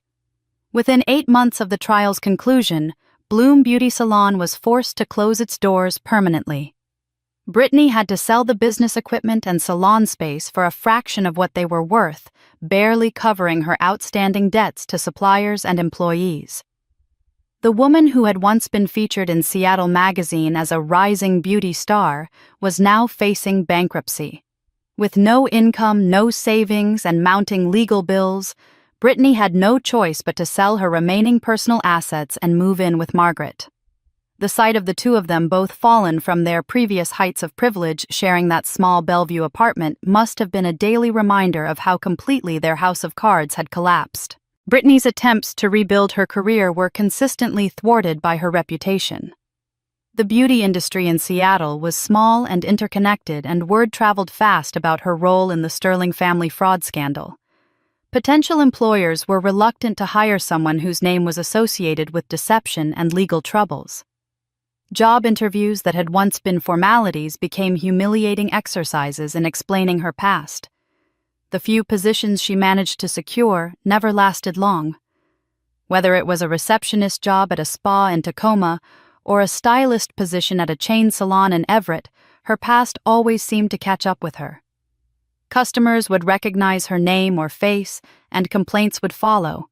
Employers worried about their own reputations would find reasons to let her go.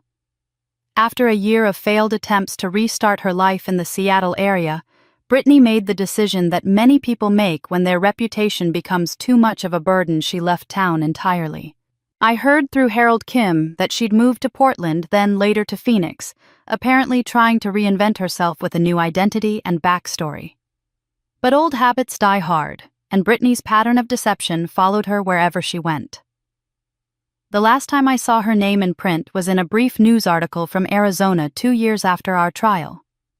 She'd been arrested for running a beauty school scam, taking tuition money from aspiring cosmetologists for a program that didn't actually exist.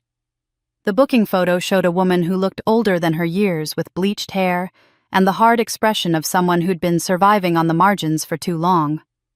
According to the article, she'd been using multiple aliases and had warrants out for similar schemes in 2 other states. The investigation revealed a pattern of moving to new cities, establishing beauty-related businesses with impressive but false credentials, collecting money from customers and students, then disappearing when people started asking questions. Reading that article, I felt a mixture of sadness and inevitability. The woman who had once had everything handed to her beauty privilege, a successful business, a wealthy fiancé had been unable to build anything legitimate once those advantages were stripped away. Instead of learning from her mistakes and starting over honestly, she'd doubled down on the deception that had defined her entire life. While Brittany was spiraling through a series of increasingly desperate schemes in other states, Sarah and I were building something beautiful and authentic in Seattle. The contrast between their destructive path and our constructive one couldn't have been more stark. 1 year after the trial concluded, Sarah and I decided to celebrate something we'd never had the chance to experience: a shared birthday celebration. Our birthdays were only 3 months apart, and we realized we'd never actually celebrated together despite being the same age. We planned a small party at my house with Emma as our special guest, and the true center of attention. I'd spent weeks planning the perfect celebration, wanting to create the kind of memory that would anchor our new family traditions. We decorated the dining room with balloons and streamers in Emma's favorite colors, and I'd commissioned a custom cake that had "Happy Birthday Aunt Rose and Mommy" written in colorful frosting. When it came time to blow out the candles, Emma insisted on making a wish for both of us. She closed her eyes tightly, took a deep breath, and said, "I wish I could have 2 mommies forever and ever." Then she blew out all the candles in one breath while Sarah and I sat there laughing and crying at the same time. Her innocent wish captured something profound about what we'd built together. Emma had gained not just an aunt, but a second maternal figure who was invested in her happiness and future. And I had discovered the joy of being part of a child's life in a way I'd never experienced before. That evening I made it official. I asked Sarah if she would allow me to become Emma's godmother, not just in name, but with all the responsibilities and privileges that role entailed. Sarah cried when I presented her with legal documents I'd had drawn up, establishing a college fund for Emma, and naming me as her guardian should anything ever happen to Sarah. "Rose, I can't accept this," Sarah said, looking at the scholarship account statement that showed I'd already deposited $50,000. "It's too much." "It's not too much," I replied. "It's what family does. For the first time in my life, I get to help raise a child and watch her grow up. Emma is going to have every opportunity I can provide, and you're never going to have to worry about affording her education or her dreams." What moved Sarah to tears wasn't just the financial security, but the realization that she was no longer carrying the burden of single parenthood alone. For 8 years, every decision about Emma's future, every worry about money for school activities or medical bills, every late-night concern about whether she was doing enough, all of that had rested solely on Sarah's shoulders. Now she had a partner in raising her daughter, someone who was equally invested in Emma's well-being and success. As our personal relationship deepened, Sarah and I discovered we worked well together professionally as well. We decided to channel our experience with inheritance disputes into something positive by establishing Sterling Sisters LLC, a consulting firm that specialized in helping families navigate complex estate issues and family conflicts. Our first clients were people who'd heard about our case and reached out for help with their own inheritance disputes. We found that our combination of legal knowledge, business acumen, and personal experience with family manipulation made us uniquely qualified to guide others through similar challenges. Sarah's nursing background gave her excellent skills in crisis counseling, while my business experience helped families understand the financial and legal implications of their situations. The work was emotionally demanding, but deeply rewarding. We helped families uncover hidden assets, identify signs of elder abuse, and navigate the complex dynamics that arise when money and family relationships intersect. Every case reminded us of how fortunate we'd been to find each other and restore our father's true legacy. Our Sunday tradition became the cornerstone of our family life. Every week, Sarah and Emma would come over in the afternoon and we'd cook dinner together while I told Emma stories about her grandfather. She was fascinated by tales of Dad's kindness, his love of reading, and his dedication to helping others. I showed her photographs I'd saved from his business trips and charity work, helping her build a picture of the grandfather she'd never had the chance to meet. "Grandpa sounds like he was really nice," Emma said one Sunday while we were making homemade pasta. I wish I could have met him. He would have absolutely adored you, I told her, and I meant it completely. Dad would have been so proud of the strong, intelligent, compassionate little girl Sarah had raised.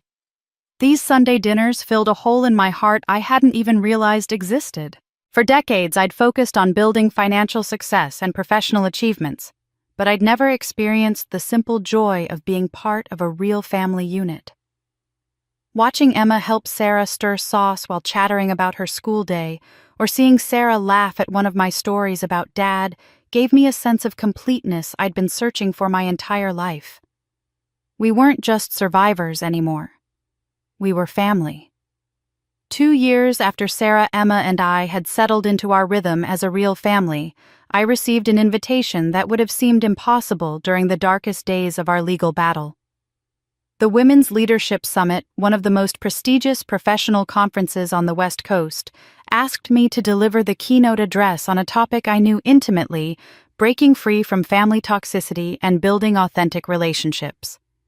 The irony wasn't lost on me. The same woman who had once been locked in a bathroom by her own family was now being asked to speak to 2,000 successful women about overcoming toxic family dynamics. When I accepted the invitation, I knew this speech would be different from the corporate presentations I'd given countless times before. This would be personal, vulnerable, and honest in ways that terrified and excited me. The morning of the summit, I stood in the wings of the Seattle Convention Center's main auditorium, watching as attendees filed into their seats. The space was massive, tier upon tier of seats filled with women from every industry imaginable. CEOs, entrepreneurs, nonprofit leaders, academics, and professionals who had fought their own battles to reach positions of influence and success. As I waited for my introduction, my mind wandered back to that awful night at Brittany's wedding when I'd been trapped in that marble bathroom reading cruel messages from my family's group chat. I remembered the humiliation, the rage, and the moment when I'd decided I wouldn't be powerless anymore. The contrast between that locked room and this stage where thousands of people had gathered to hear what I had to say was almost overwhelming. "Ladies and gentlemen, please welcome Rose Sterling," the conference organizer announced, and the auditorium erupted in applause. I walked onto the stage with the same confidence I'd carried into courtrooms and boardrooms, but this felt different. These weren't potential clients or legal adversaries. These were women who understood what it meant to overcome obstacles to build something meaningful, despite setbacks and betrayals. As I approached the podium, something extraordinary happened. The applause grew louder, and then people began standing. Row by row, section by section, the entire auditorium rose to their feet in a welcoming ovation that lasted nearly a minute. I had to pause and collect myself, overwhelmed by the warmth and support from strangers who somehow understood that my presence on this stage represented a victory over forces that tried to diminish strong women. I began my speech by telling them about the bathroom door clicking shut, about discovering I had a sister who'd been erased from family history, and about learning that the people closest to us can sometimes be the ones who hurt us most deeply. I spoke about the difference between the family you're born into and the family you choose, about finding strength in truth, even when that truth is painful. For 37 years, I tried to earn love from people who saw me as a threat to their carefully constructed lies. I told the audience. I thought if I just achieved more, sacrificed more, gave more, they would finally see my value. But sometimes the most loving thing you can do for yourself is to stop trying to fix people who don't want to be fixed. And I talked about Sarah, about the joy of discovering a sister who shared my values and understanding of what real family means. I spoke about Emma, about how being her aunt had taught me that love doesn't require blood relations. It requires presence, consistency, and genuine care for another person's well-being. The audience was completely engaged, and I could see women throughout the auditorium nodding in recognition, some wiping away tears as they connected my story to their own experiences with difficult family relationships. The most powerful lesson I learned, I concluded, is that you cannot control other people's choices, but you can control your response to those choices. You can choose to stop accepting treatment that diminishes your worth. You can choose to build relationships based on mutual respect rather than obligation. And you can choose to define family as the people who celebrate your success rather than those who try to diminish it. When I finished speaking, the response was immediate and overwhelming. The entire auditorium erupted in applause that grew into a standing ovation lasting nearly 5 minutes. Women were on their feet clapping, cheering, and some were openly crying. The energy in that room was electric. Thousands of successful women celebrating not just my story, but their own journeys of overcoming toxic relationships and building authentic lives. From the stage, I could see Sarah and Emma in the front row, both on their feet, and clapping with genuine pride.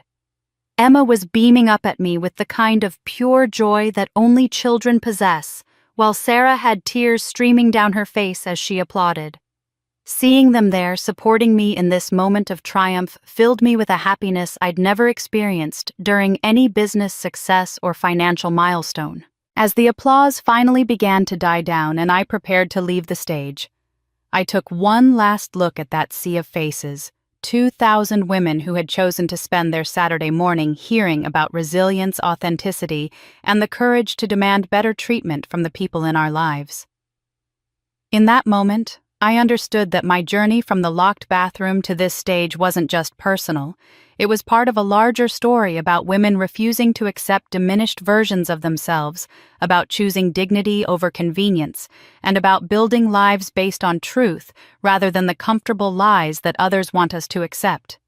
They locked me away once thinking I was powerless. Now everywhere I go, they rise to meet me. And I am finally truly free.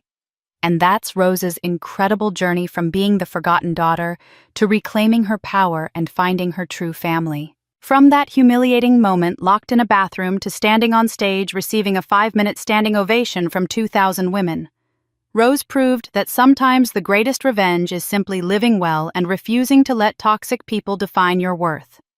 What struck me most about this story is how Rose discovered that real family isn't about blood relations or obligations, but about the people who genuinely support your growth and celebrate your success.